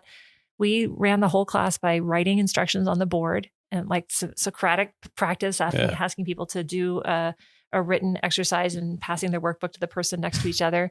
And then we had them watch things that we don't always have people watch the TED Talk, for example, and then put them in groups and had them have discussions. And then we put all 3 deaf students together so that they could support each other. And anyway, we are agile and we could figure that stuff out. And I whatever more feedback we get, we're going to sit up and pay attention. How did that work for the 3 deaf students? This is what I mean. I mean, we didn't have the debrief after that, but it felt like it was really working because number one, we didn't have to disband, and everybody wants to be there. They really look forward to the class. We really look forward to the class. I would think that a big part of it is also just the effort, like just the give a shit involved in like trying to make it happen. Yeah. Instead of, I think it unfortunately it would be really easy for some folks to just, well, we can't do it, but we're still going to do what works for everybody else, which is like, what a bummer. Like that. But I guarantee you that has to happen at some point. I'm sure it does happen. We don't do that. Number one, that feels crappy. I don't want to do that. And that's not, equity or inclusion. And also because there are people in San Quentin who are paying attention to that and advocating for it. And they come around and they're checking, which I really appreciate. That didn't happen these last couple of classes, but yeah, agree with you. Tough shit is not our middle name. No. Deal with it. But I think that people always ask the question around like, what's our secret sauce and what is it that, and I think that Susan, in the jail conference, you talked a lot about this. Susan was presenting just a couple weeks ago. So it still falls under this 1 year thing. And she was presenting to the California Jails Association, to a lot of the different counties badged and mostly badged staff, but some unbadged staff. What's an unbadged staff? Someone who's not a sheriff in the sheriff's department with a sworn staff, but so not a peace officer. You kind of talked a little bit about that, about like, what is our secret sauce? And you were like bringing a lot of love into the room and unapologetically, right? And just, hey, we care, we give a shit. And so that comes across in lots of different ways. And when you do that, then people show up. It's a nice note to end on because if we do take a break, I don't know, doesn't have to be now, but the California Jail Program Association, I think that's the right words in the right order, was an invitation from Dr. Wagner, who was literally the program coordinator, manager, I think is her role at that time. The first place we were programming when Sheriff Monks said, come on in. Yeah. And that was our first really big contract, second big contract after Santa Clara. And it was quite a celebration to come in there with Sue, who literally, was a resident there before both times. And Sue was recently, this is going to drop after that, right? Yeah. Mm-hmm. No, before. This is the last episode of this season. And then Sue is the first episode of the next one. Okay, well, which is what you're sneak preview. Yeah, Sue's coming. Sue's coming. And so Sue and Alex came to this conference with us, and we got to talk about all that we've been doing. And it really felt like a celebration of what kind of partnership it is we're seeking with institutions. When someone like Dr. Wagner, and at the time Sheriff Monks, and all the other people that are around her and them do what it takes to allow EPP to become one of the cornerstones of their programming. It's taken a lot of years to know, for each of us and our partnership to understand the contours of the other organization and know where we have to give and what we can't give on. And we got to program with EPP was presenting with 2 other programs that were there. And it felt for us like a real gift to see all the other things that have been going on with us. There's beautiful meditation group going on, and Job Train is there, helping people have a pathway. And it's a Job Train. Yeah, it's they do most of the vocational work for in the jails and on the outside for San Mateo. But Dr. Wagner said, do whatever, present on whatever you want, but invite, if you can, invite people to know that this is not just for the students. It's not just for the people who are doing time here. It's for all of us. And so we invited that. And Sue and Alex just mic dropped it. And afterwards, people came up to them and said, thank you for your example. Kind of take a video crew and do stuff like that. I know. That's an option. Gotta be. We've done it before. Yeah. Yeah, that was one of the, we have just a few pictures. That's all we have. But it feels a little bit like, how could we not have more? But I hit record. I don't know if it's okay. I mean, it's just me talking, but I did hit record because I wanted to make sure we could capture what Alex and Sue said. So we might be able to cut and paste some crusty footage for that. We won't call it crusty, but yeah, well, or I mean, yeah. If it's only on my phone. I was sitting on a chair behind Alex. So. Was it better than the baseball video? Probably better than the 8 frame. The Zapruder film. Yes. I don't know what they're talking about for the rest of you listening. He showed me a video earlier of a baseball game of Gavin. My video. But you, and somehow when it got sent from you, it went from like this really like pristine. I could almost see the stitches on the ball to like 8 frames a second. Oh, how sad! I thought I saw Bigfoot bouncing around. Oh, okay. I think we're winding down. There's one more topic I want to cover, and then I want to do something else that will not take a lot of time. I'm reading Suzanne, the comment that she left in the podcast chat Slack channel. What'd you say? The podcast chat Slack channel. And her memory highlight / memory of the year that she decided to share was attending the first annual, aka inaugural, by the way, first annual EPP camping trip to be able to gather in person to swim, sweat, and socialize. Nice alliteration. I like that. Swim, sweat, and socialize. And socialize. And swear. And that was in August? Yep. And we're doing another one in September. That was, I agree, Suzanne. That was a highlight of the year for me too, because that was the first time that's the first time that anybody met my son, Phoenix. Mm-hmm. It was lovely. He took all the attention away from me, but we won't talk about that. Actually, in the last, my mom's, it was probably a year and a half ago when it started, but in particular, the last year-ish with 9P1K and Path to Freedom, a lot of folks have gotten to know my mom. And then at the camping trip, people got to see the magical young one, Phoenix, my son, my living. We should put him on a little spot.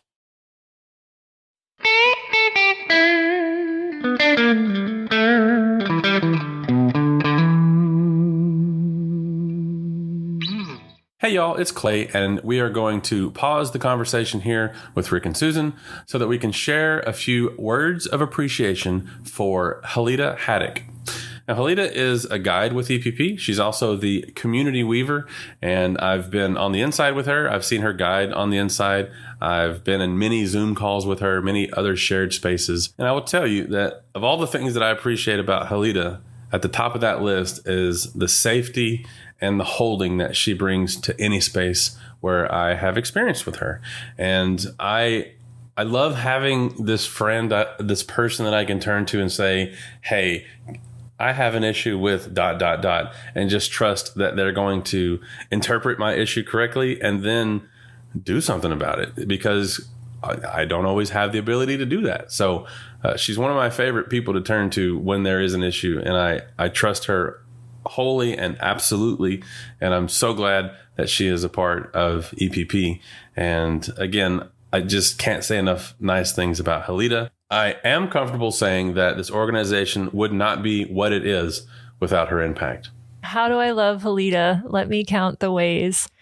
I already have a very positive bias for type 8, and it is always my habit to say it's something to be loved by an 8. It is really something to be loved by Halida. And I get to be with you, Halida, in all kinds of spaces. Recently, I was teaching about type 8, and I was talking about this quality of expansion, this overall quality of expansion. And I remember learning about eights from Russ Hudson. And he said, eights just kind of go out until they hit something and they ping off of something. And I feel like a really healthy eight knows that when they come up against something, they know how to be with that, and then to see how we can move with whatever the obstacle is and not just like plow over it like dun dun, And Halida said, we are the ripples. And I feel like that's what I feel like with Halida. Sometimes she's the big splash, but often she's just the ripples going out with so much. Like, think about how graceful and symmetrical and beautiful and perfect those are. Halida's a ripple. I really appreciate Halida's capacity and desire to just keep it real. She's always super kind about it, and she never wavers in the truth and the areas that she feels convicted in. And she just is constantly stepping into right action.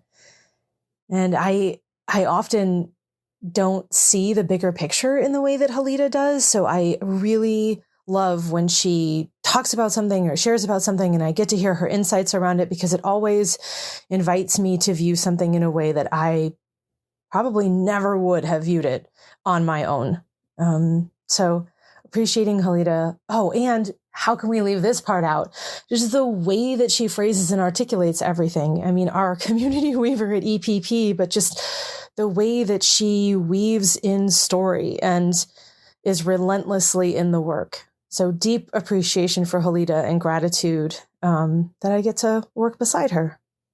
I get the privilege of getting to work with Halida in so many different spaces. And what always seems to come up for me is that she's able to kind of connect with a source that I kind of dream of connecting with. And so when she is really grounded, it in speaking to me about something, whatever is usually whatever is the issue of the day, she brings so much wisdom for like how to really like consider what it is that this, maybe I'm looking at this problem just backwards. Maybe I'm looking at this thing, without enough perspective. And I always feel that like grounded wisdom when she can get to that space. And it's lovely to be in those spaces. And I just adore her and adore that I get, and I just feel so privileged that I get to spend so much time with her. And besides the fact that she's incredibly competent in all the things that she's doing, that's kind of a given. But the heart that she shows and the way in which she's able to just bring that heart online, just love it. Oh, Halida, how much she has taught me about what's possible and how to hold all of it. She has this way of really, I think, sometimes almost seeing what a lot of us can't see, and the bigness of what we're up to, and that we can all actually hold it. And this beautiful commitment to community and all of us going along on this journey together. I am forever amazed by Halida's capacity to hold all of us and hold herself in the midst of whatever's going on, really. She's taught me a lot about how to lean into that and how to listen to my inner knowing. And my goodness, how much we get done because she's part of the project, and how much we not just get done, but get done with love and intention. And I am so glad to be in relationship with Halida and everything that she has brought to my life personally and to the project. Halida, you rock, and I love you to pieces. Well, Halida, I'm not sure I could add anything more than what has already been said so beautifully in this appreciation message. I consider you a friend and a colleague and a really special human being You are one of the kindest, most thoughtful person I think I know. And the energy and the spirit that you bring to this organization and to us as a community is really beautiful. And I've always seen and perceived you as someone who models our values and embodies our values and inspires us to lean into those values of trust and gratitude and flexibility in doing the work together. And I just so appreciate how you definitely weave that into not only conversations, but just with who you are. And I really appreciate you. And I'm so grateful that you're a part of our organization and our world and helping make this world a better place.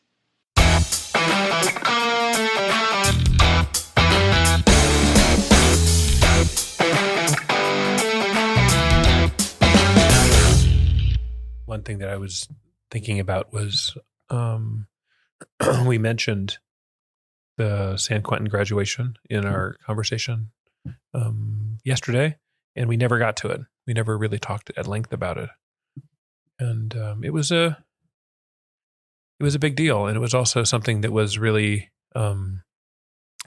important in our, kind of rebooting after the pandemic. For context, this episode will be after another episode where we talked about graduation at RJ Donovan with Mike and Suzanne. They came in. They happened to be in town on vacation. And so they came in and joined us for a graduation that we did there. What you're talking about is a totally different graduation. Right. It was a little bit before the RJ Donovan graduation. It was one that happened in San Quentin in January. So what was the big deal there? Well, I would love Susan to talk about it. It was her class that was graduating, her and Cynthia's class.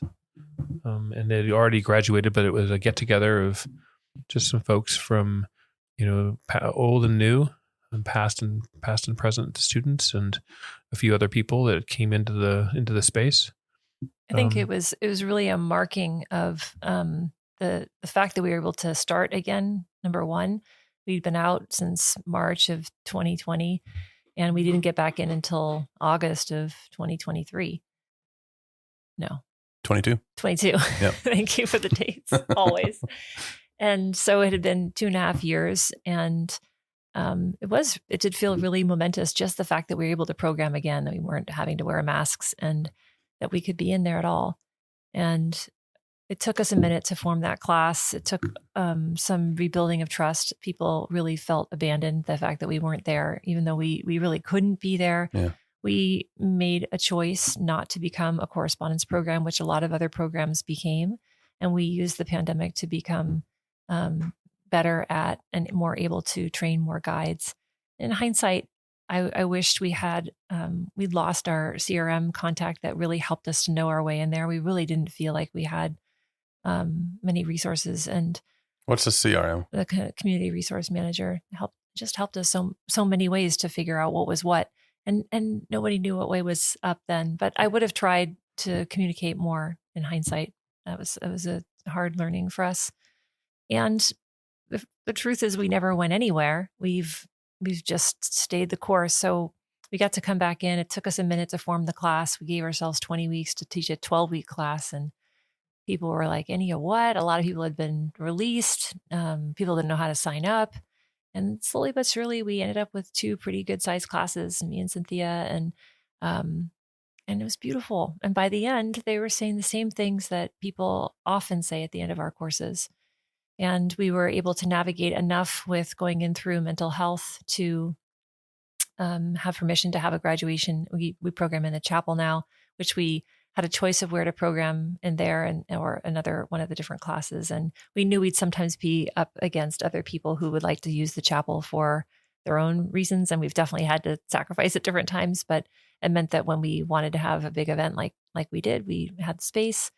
And it's the first time we had so many people who have positions of real influence inside of the prison who came and seemed to be aware of what we were doing. We had the chief of mental health, the chief psychologist. We had a chief psychologist who sits on the board of parole.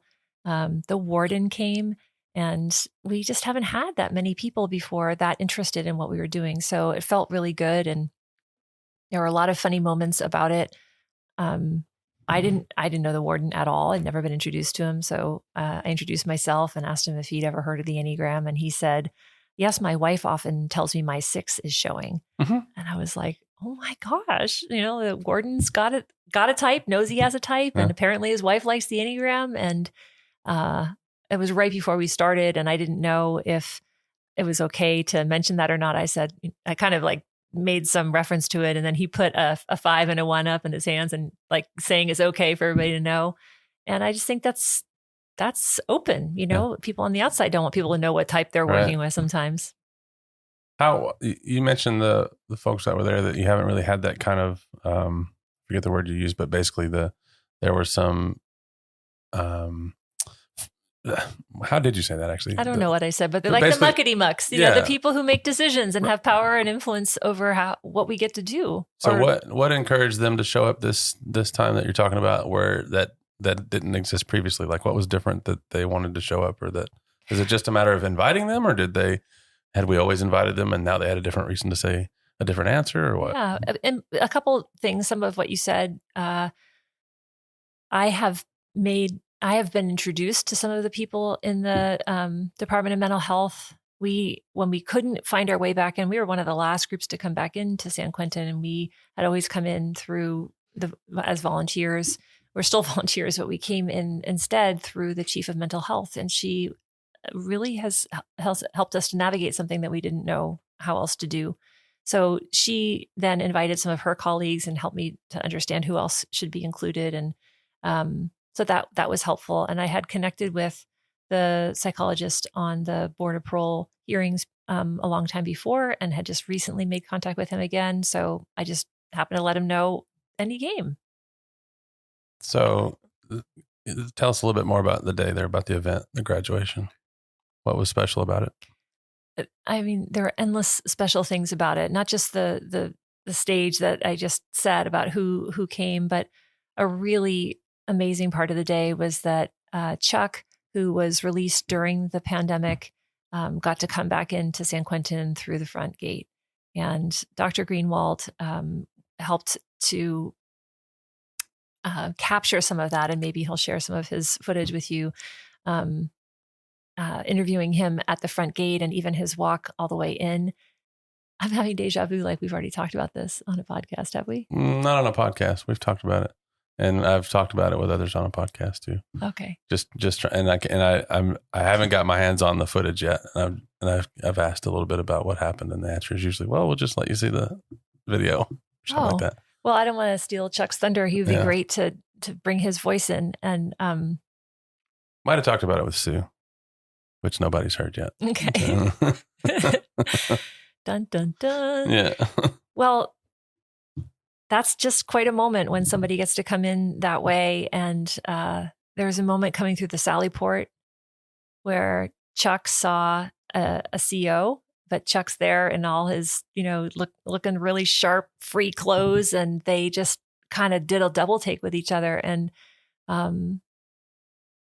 it's hard to capture that kind of moment into words, but I could just feel the dignity with every step that Chuck regained by getting to be able to do that. And I don't think you said this, but Chuck is one of our ambassadors. Mm-hmm. And I need to just sit down and chat with him about that, because I think it's always, for me at least, it's fun to hear. I don't know, maybe fun's not the right word, but it's fun to me to hear stories of going back in for the first time, because everybody has different experiences where it was really good in this way, or there was an issue this way, or sometimes things can be very triggering. Right. And it's also cool to go back in and be among the people there who are still incarcerated, and you feel like you get special attention. Like people are happy to see you. Yeah. And it's a bit of hope. Like Chuck being there is a representation of the hope that has been realized. Right. Of that you can get out. And he was definitely, I mean, the a central focus for the day.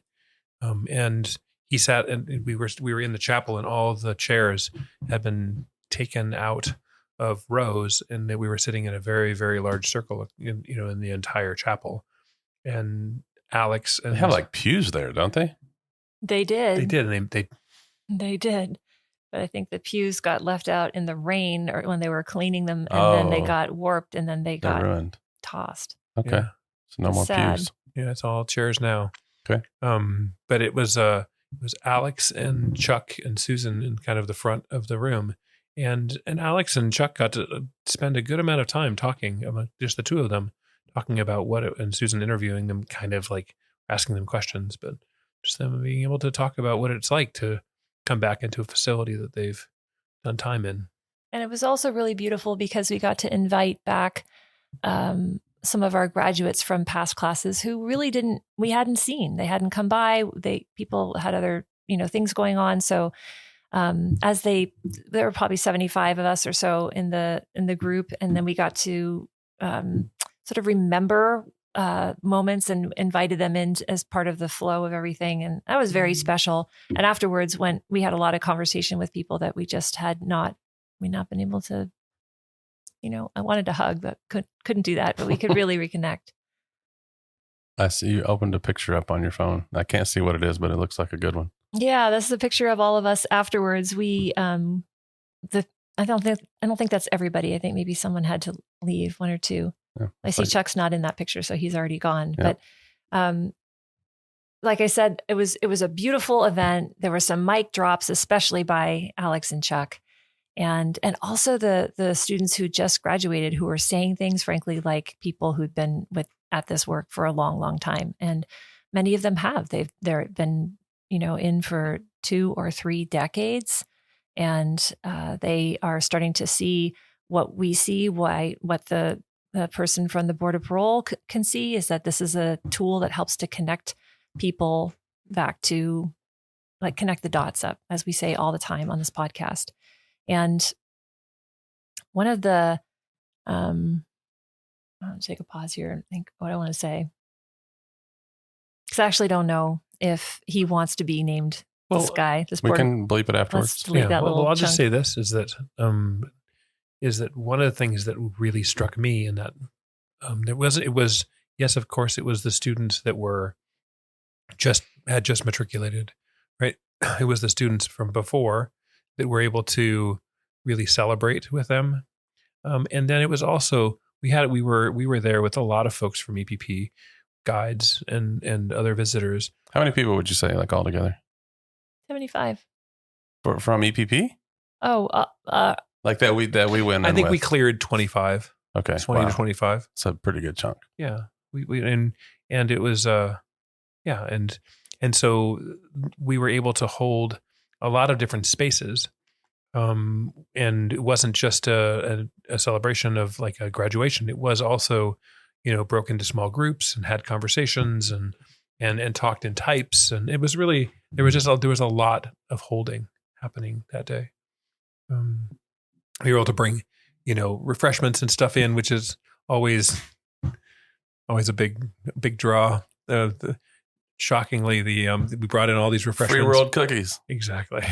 there were none left. There were Shocker. Nothing was left. Yeah. We always want to do that, and it's just extra hard to try to figure out how to do it. But what I want to get to is that afterwards, Tara hosted us at her house for tea and cake, which was delicious and beautiful. And we invited the people who we invited to the event to Tara's as well, and they came. Yeah. And so then we got to really have even more connection and conversation. And so the chiefs were there, and the people that we've been working with, the Enneagram, have actually been taught some of the chiefs from San Quentin and from some other places with Dr. Greenwald. And then in walks the warden with his wife, who I didn't invite because I didn't know I knew who he was. I definitely know who he is, right. But I didn't have that relationship with him.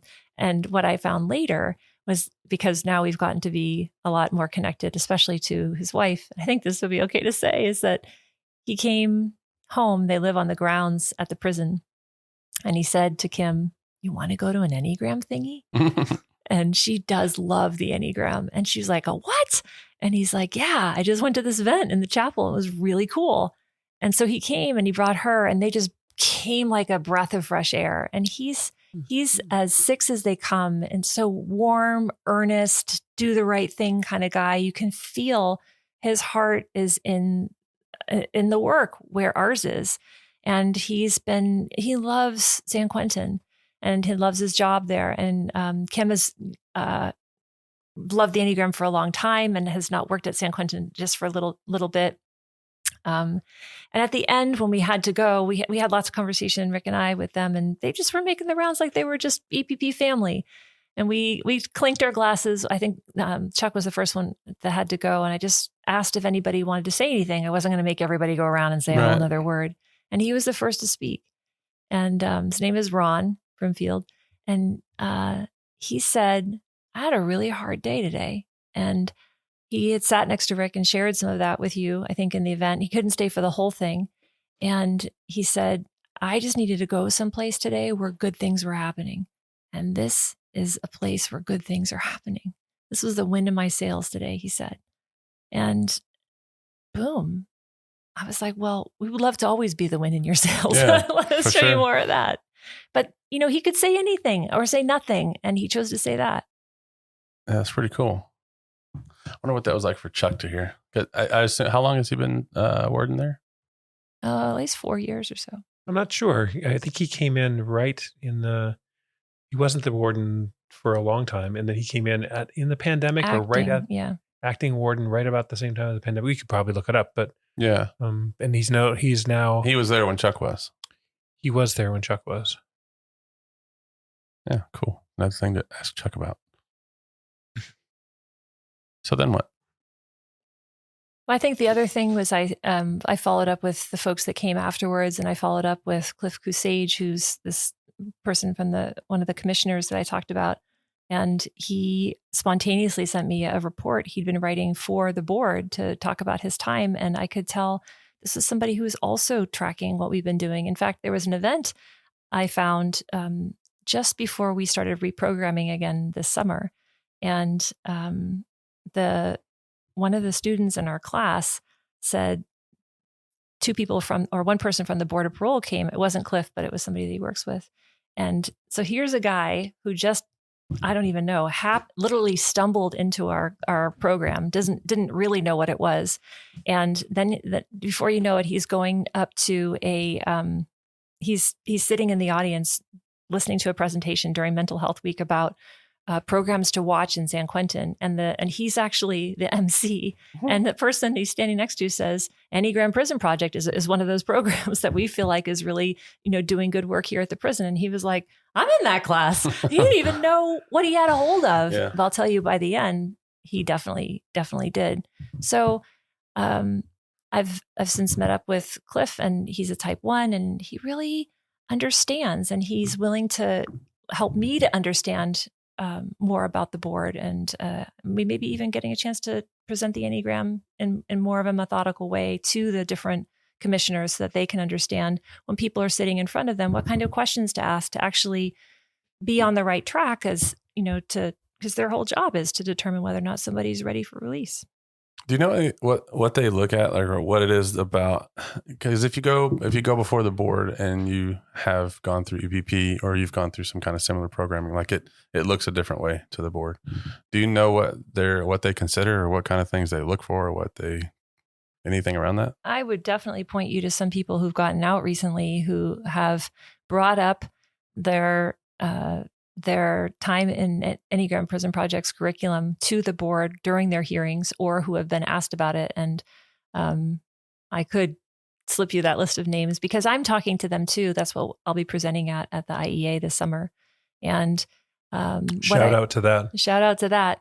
What I've been hearing from them informally, and also what I've been hearing from Cliff, is that they really want to know if you can talk about your past. You can talk about it honestly without being flooded with shame, having compassion for yourself, having compassion for your victims, and being able to have an honest narrative about what happened.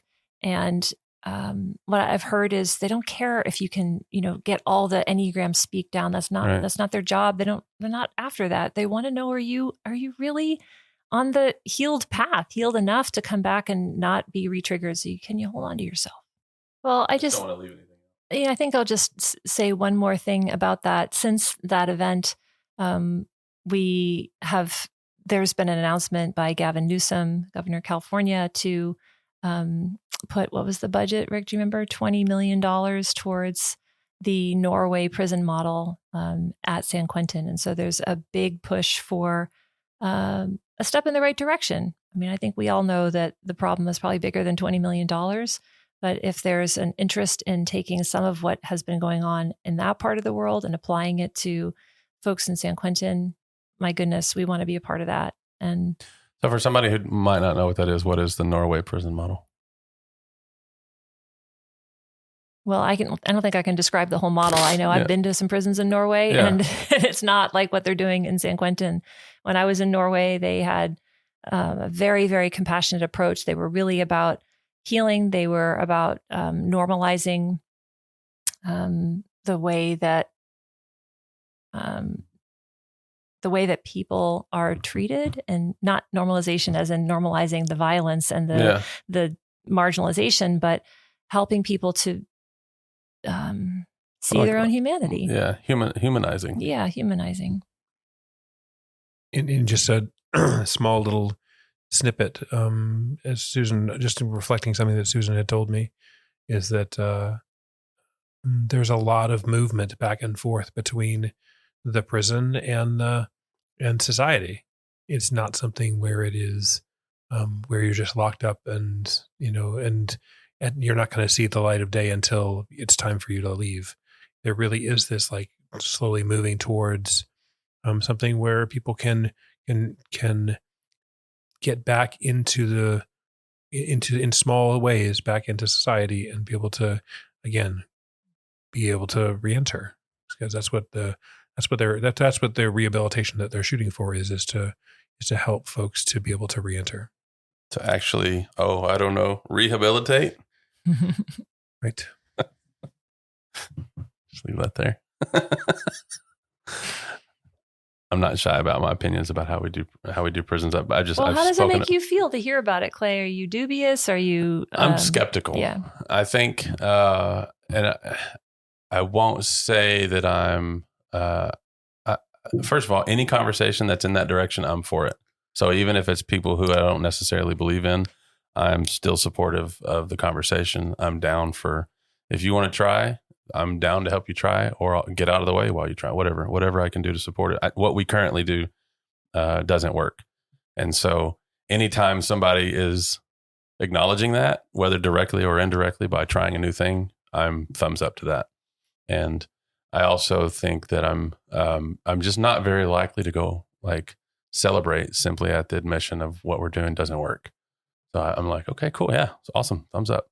I'll wait and see how it goes. Or if I'm invited in to directly help, I'm down. It's all that. So I think culturally we're starting to understand that we kind of suck at how we do prison. Like it doesn't work. Right. It just people get out and go back. People, it's a waste of money. The for-profit thing is a whole, like, are you trying to get me into full-blown rat mode here by not, I'm just like, that's what prison is here. So any step away from that, I'm down with. Mm-hmm. I'm good for, good with. And I know that there are places like RJ Donovan and I have more experience there. So I'm not leaving out San Quentin. I don't have the experience at San Quentin the way that I do at RJ Donovan, but I've seen where things can be better here in America. Mm-hmm. And so I know it's possible. And I've also seen places where it's still like borderline third world country style of prisons where people get out and go right back. And it's, I like here. So from the conversation with Mike and Suzanne from the previous episode, and Mike says one of the things that historically has been one of my bigger triggers about, if you do the crime, then you do the time. And that's how we think of it in America. And by the way, he said that's not what he sees anymore. It's not how he thinks. And that's not, it just doesn't make sense. And so it's fun seeing people gradually get away from that. And, like a few hundred people out of 300 something million is a tiny, tiny step, but it's a step. So anyways, I'm torn between the two of where like, yeah, I'm down for whatever. And also I'll believe it when I see it. Yeah. Well, I don't think I don't know what word you said. Not dubious. Did you say dubious? Skeptical. Skeptical. Yeah. I'm not, I wouldn't almost ever classify myself as a skeptical person, but I am finding more measure inside of myself. Like, we've been at this for 11 years. It's a slow process. And I think it's awesome. Let's see and hear more of that. And we absolutely want to be a part. And it's going to take a minute. It's not going to happen overnight. Right. Well, the thing, even in those 11 years, like, this is where it's really easy for me to be, optimistic, because I remember the conversation 11 years ago where it was, you did this thing in this small prison in Cleveland, Texas, and it works, and there's hope and there's potential. And the conversation then was very dream focused, of like, this is what could happen, or this is what, this is what we think is possible, or whatever. And it was very dreamy. And Right. even though I believed in it then, it was still very dream oriented. And where now, a decade plus down the road, there is evidence and there's experience, and there's places where it's like, we still have big dreams, like, of what I miss. Y'all smiled at each other for, had a moment of, I saw sparkles flying through the, but that's like, now it's a thing that we can, instead of saying, well, what could happen, we can say, well, this is what is happening in San Diego and San Francisco. And, and there are several places where good stuff is happening. And so there still is the hope and the big dreamy conversations. But there's a lot more history and evidence to support what the dreams are, I think. Right. Which is really good. It's really cool. Yeah. There's the song. one of the songs right you on may hear. I think one of the things that I have seen since this, and Susan was in Cleveland in 2009, so almost for 14 years, almost 15 years ago, is that the conversation around corrections in the United States has changed, and it's changed for a lot of reasons. And I'm definitely not going to get on my soapbox, but I have a lot of. Why? I'll push it over to you if you need some help. No, but I think that there is this thing where we can start to see that as people can start to see what's possible, through some of the global conversations of seeing how other countries do corrections, and seeing how some of these programs can work in places, then there really isn't any place to hide anymore for what would have constituted corrections back in the 80s or the 90s. Right? That just doesn't fly anymore. It's just like it's not. And so what I think I'm also seeing is a lot of folks who, as people can start to see things that work, then the people, then they actually, even the administrators or people in some of the other administrations, can actually come up with some of their own hope and say, oh, maybe we could try this. And it all starts with just trying something. Yeah. And then kind of a little bit of a spark happens, and then someone else tries it, and so there's these. If you go around the U.S., for sure, you can see lots of stories of ways in which people are doing different things in corrections, especially around the programming and mental health. And there's a lot. So I do feel like there is we are in this space where there's opportunity, and there's opportunity for change, and it doesn't come without a lot of just what feels like a lot of time and energy, but we're pushing back against something that was, pretty darn difficult. Pretty archaic. And yeah. And, it strikes me, Clay, when you say what you said about it being a dream. I prefer the word vision, for the record. Okay. Dream sounds like it's just completely Pollyannish. Yeah. I don't know why that doesn't. It just feels like it's made up. We had a conversation before the mics were on earlier, and we talked about dreams, and they were foretelling dreams. Yeah, that's true. We did. And so when I say dream, I'll say vision if you prefer. But to me, dream is not like La La Land. Mm-hmm. It's not a land of make believe. Like it's the things that you dream about, and like this is, the hope, the dream, the vision. Like this is a thing that isn't currently here, and it's people say stuff like it's the things that dreams are made of, mm-hmm. Right? And so that I'll say vision. No, fair enough. Fair enough. No. I like the context that you're bringing me back to, and I think I've been pat on the head one too many times for like that's nice, sweetheart. And that's not. I know that's not what you're saying, and it's not how I feel either. Yeah. So fair enough. But I like vision too, though. It's cool. You should see how high Clay's eyebrows are right now. Yeah. Yeah, a lot of space up there just for the eyebrows to go. No, you just like came to life with that. Yeah.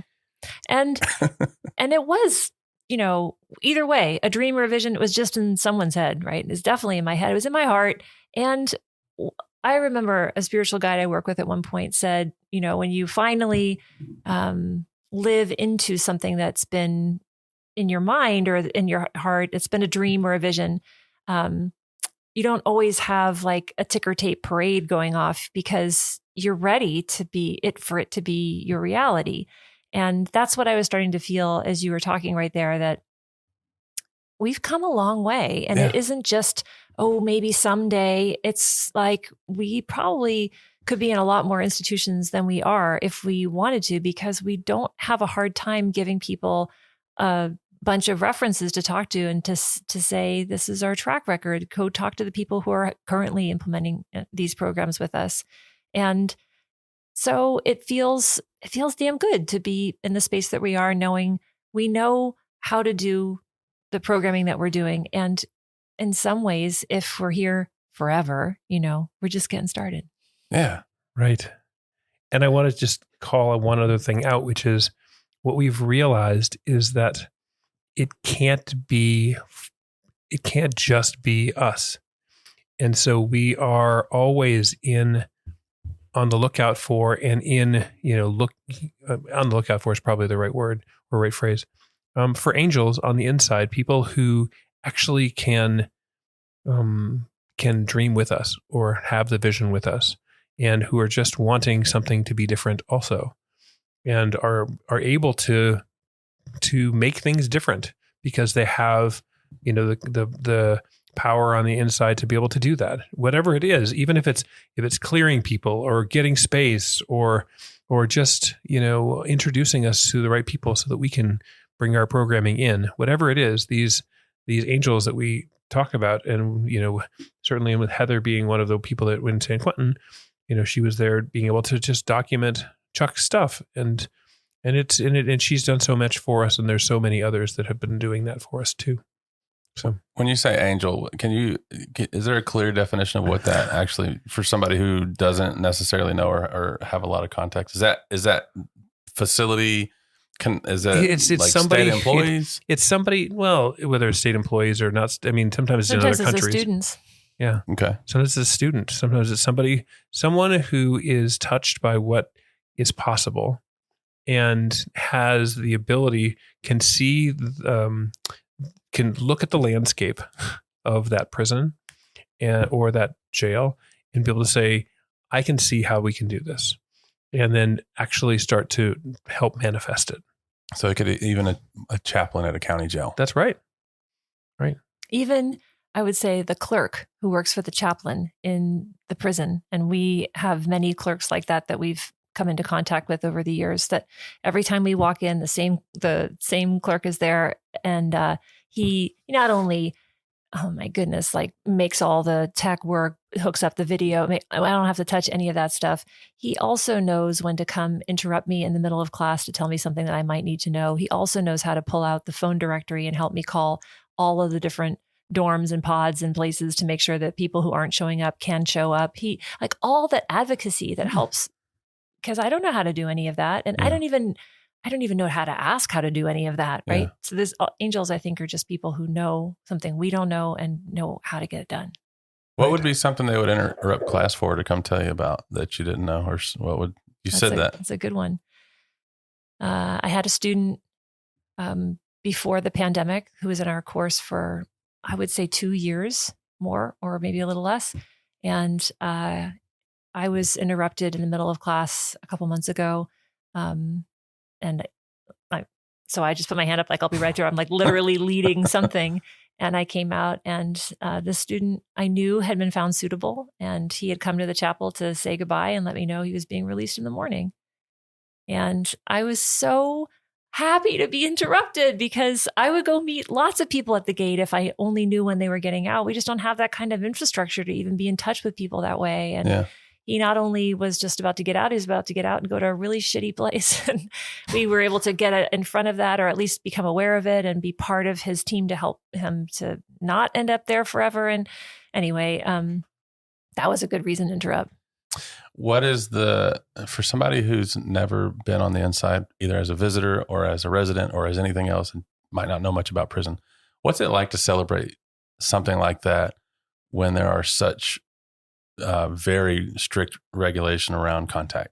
So I couldn't even give like a high five or a hug or anything like that. No, I've shaken like a hearty handshake. 2-handed handshake is all I'll do. And, for people you know this, Clay, but it's not only because it's just a no-no. It really could jeopardize somebody's whole future. They can get in a ton of trouble for over-familiarity, as could I.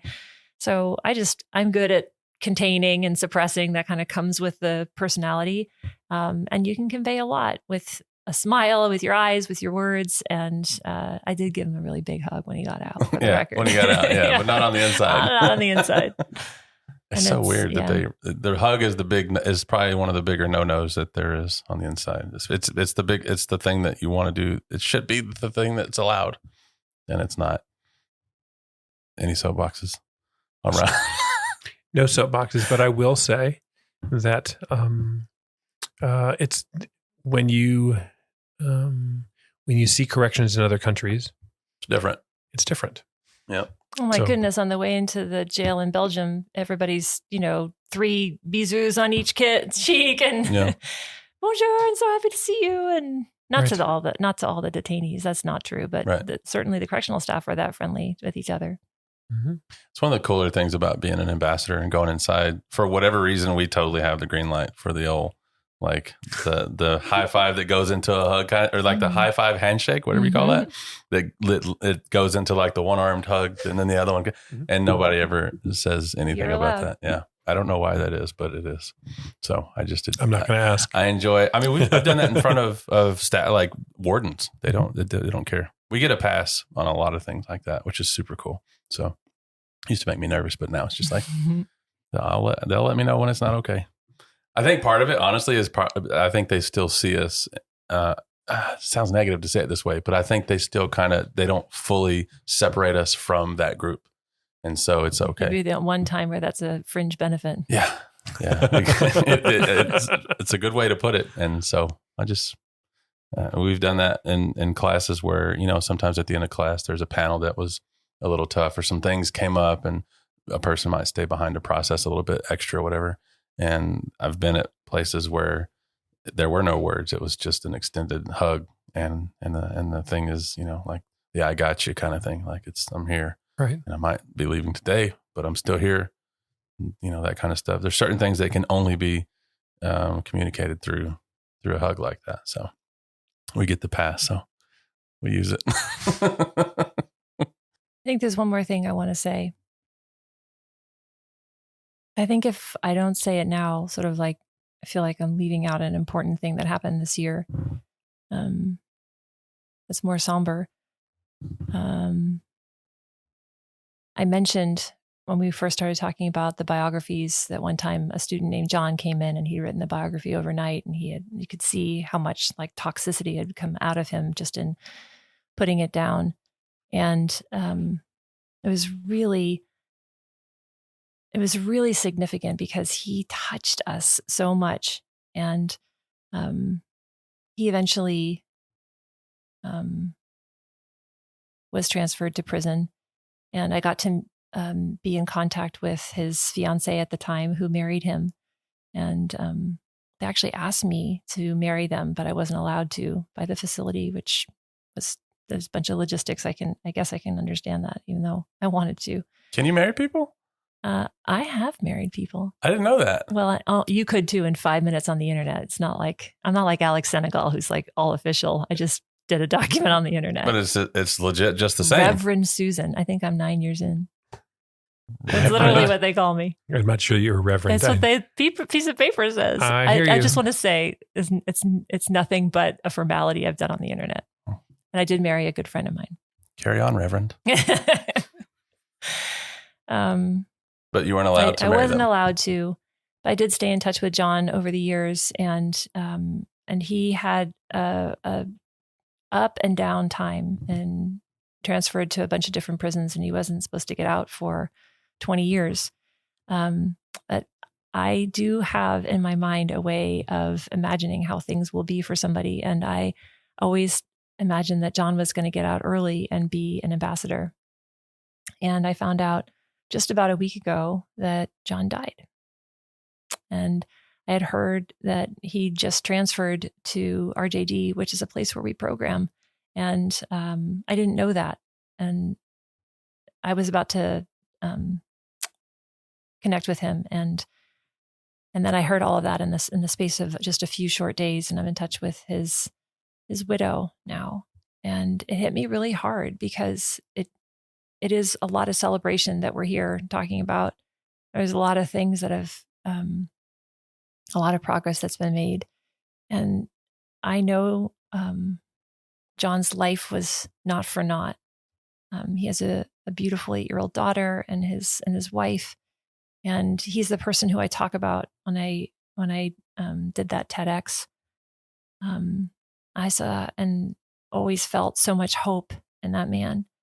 And there is real heartache that I just want to name and note.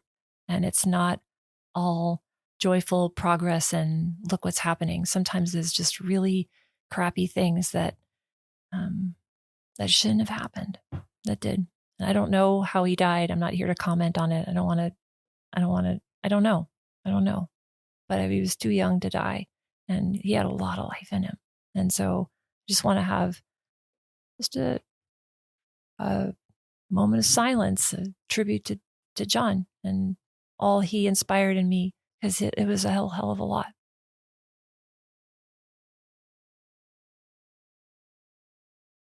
You said you're in contact with his wife. Yeah. Does she have any interest in, is she around any of our groups or our meetings or calls? Or she's come to reconnecting a little bit. She doesn't live locally. He was 42. 42. I'm going to see her tomorrow. So I'll definitely be connecting with her, but I have a lot of questions, and I can't wait to give her a hug I didn't get to give to John. Yeah. Yeah. What a bummer. It's sad. I think it's worth sharing the heartache along with the joy and the celebration, because it keeps it real, and it's also just part of what we experience. And I think there's so much pain that we cling to all the joy that we can sometimes, and to the extent that we try to forget the pain, which is not fair. It's not fair both to ourselves and just to the reality of life. That is a beautiful way of putting it, Clay. I think that's really true.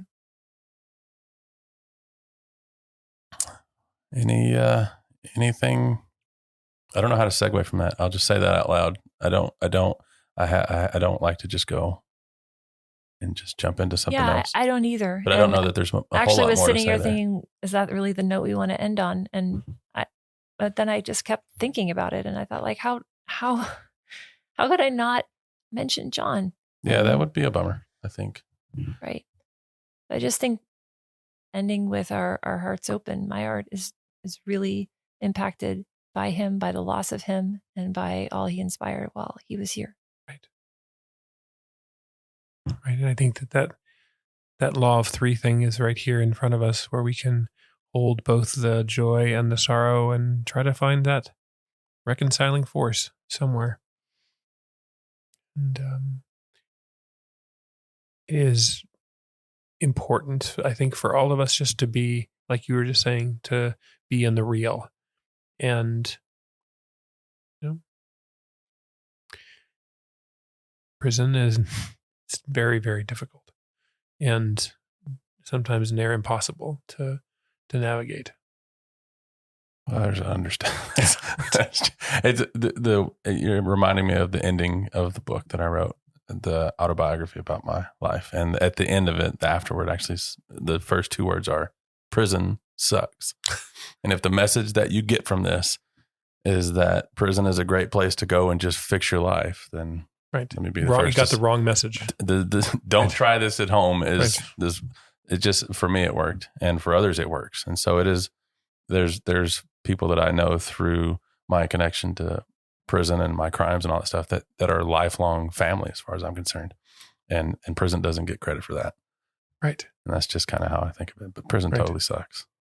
And it just so happens that good things happen there and good people go there. And both of your phones lit up at the exact same time, actually. It's because an Amazon package just arrived at our door. Oh, okay. That would make sense. And that does really float our boat. Yeah, that's funny. Well, I want to end with, if there's more to talk about, we can talk about. But I do have maybe a couple questions, actually. Maybe simple, maybe not. Is just, if in the last 12 months, if somebody says, hey, so what's the highlight of year 11 with EPP? What's the first thing that pops to mind? I can take that. I can say, I said earlier that we made a choice not to become a correspondence program during all that time in the pandemic. I mean, we've talked so much about the pandemic and what we were able to do with it. GTP8 is a damn good way to train people to be future guides. And we have opened back up and we hit the ground running, and we have our foundation set. We know where we're going. We know who we're about. And I'm just so glad that we got our arms around that while we had the time to do that. And so a real highlight for me is to see the new crop of people, new blood coming in, and to feel the joy and the leveling up, the evolution of these new folks who came on the shoulders of so many people who stood in the trenches before them. That's a huge highlight for me. When we've had a lot of people, we're trying to figure out how to get into their first apprenticeship, but that's what we're focused on. And we're going to do it. We're going to do it so that we can open up more facilities and find more Johns in the world. How about you, Rick?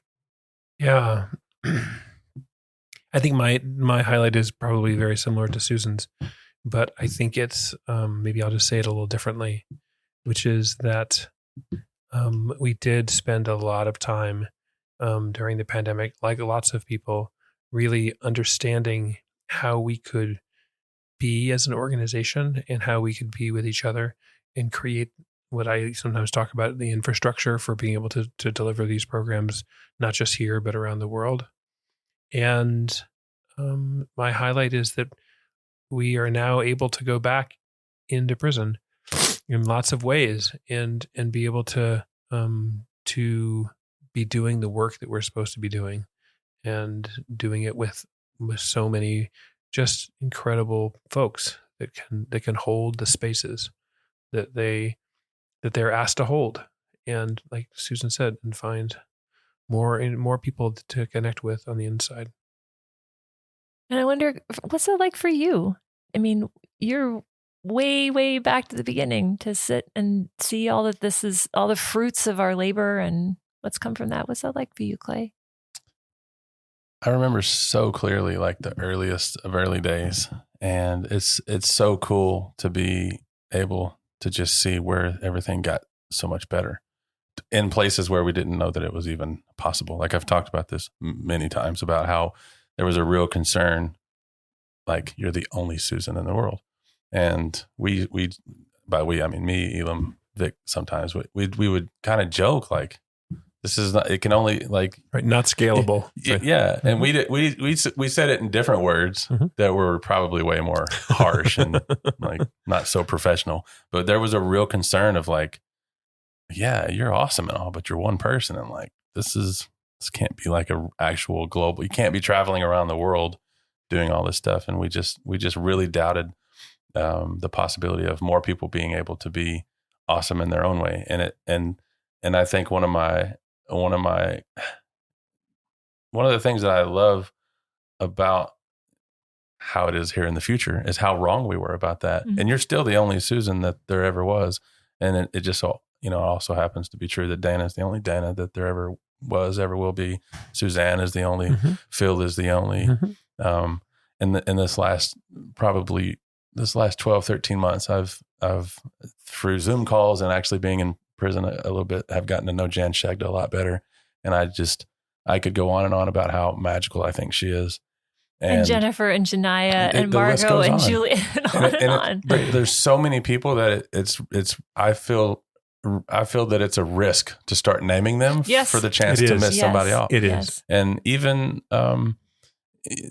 so that to me, it's really cool to be here in the future and to see the things that we were worried about back then, the things that we were, the facts that we based those fears on were true. Like, you are the only one there is. But what isn't true is that we thought that you were the only one who could do it. And, you mentioned GTP8. I was really involved with GTP8. And I've seen the folks who came through that, and I'm so confident in what has come from that, what will continue to come from that as folks start to apprentice and go in. And I have so much confidence in that group and other groups as well, but it's really like there's some real rock stars in there.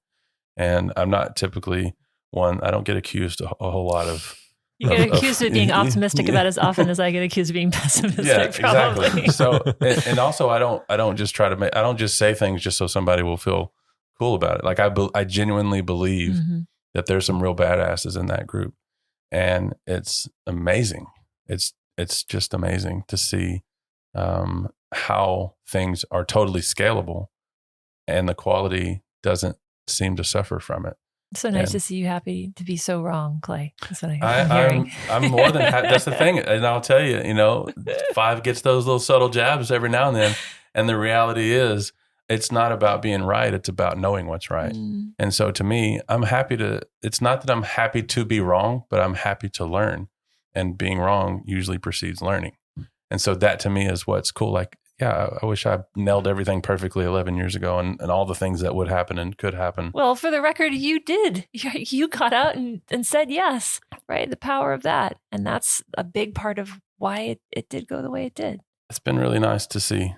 And I totally believe in it more than I ever have. This good shit going on.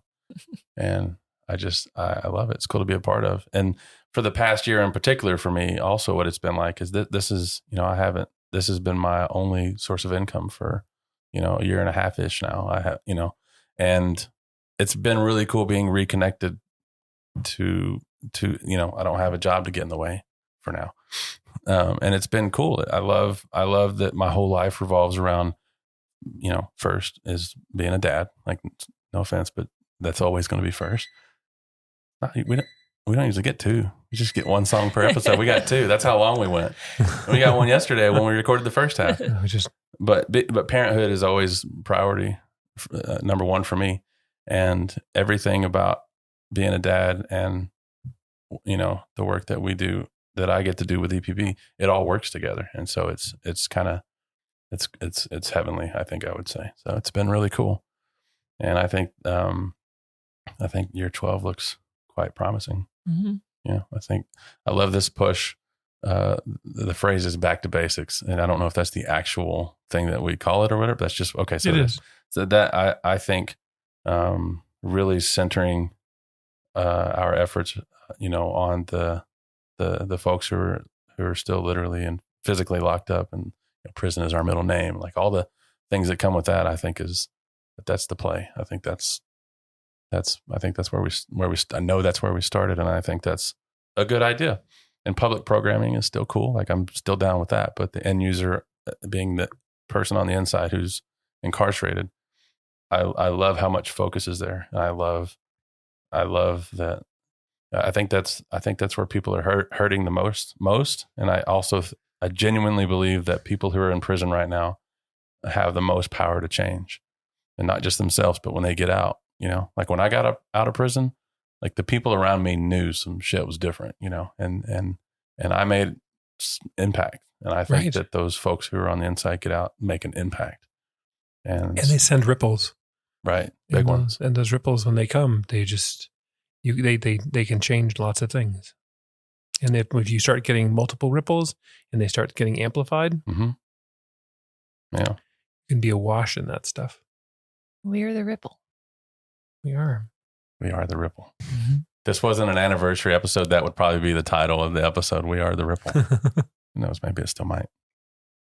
I think this is a fair place to stop, unless there's anything that that you'd like to cover. And you're giving me a head shake, so I'll say it's just been a joy. Yeah, has been a joy. Just a joy. As tradition holds, I don't end the episode with a question. I just leave space for the final words, whatever y'all have on your mind or on your heart. Well, in EPP, we always have that closing tradition when we close a call. Yep. And to me, I just have that one word, and I'm taking ripple. Yeah, I think that I will usurp one of Susan's words that she's been saying for the last month or so, which is just onward. All right, my word is gratitude. Thank you. That is the end of this season, and on to the next. Onward. Little fist bump for the road. There we go.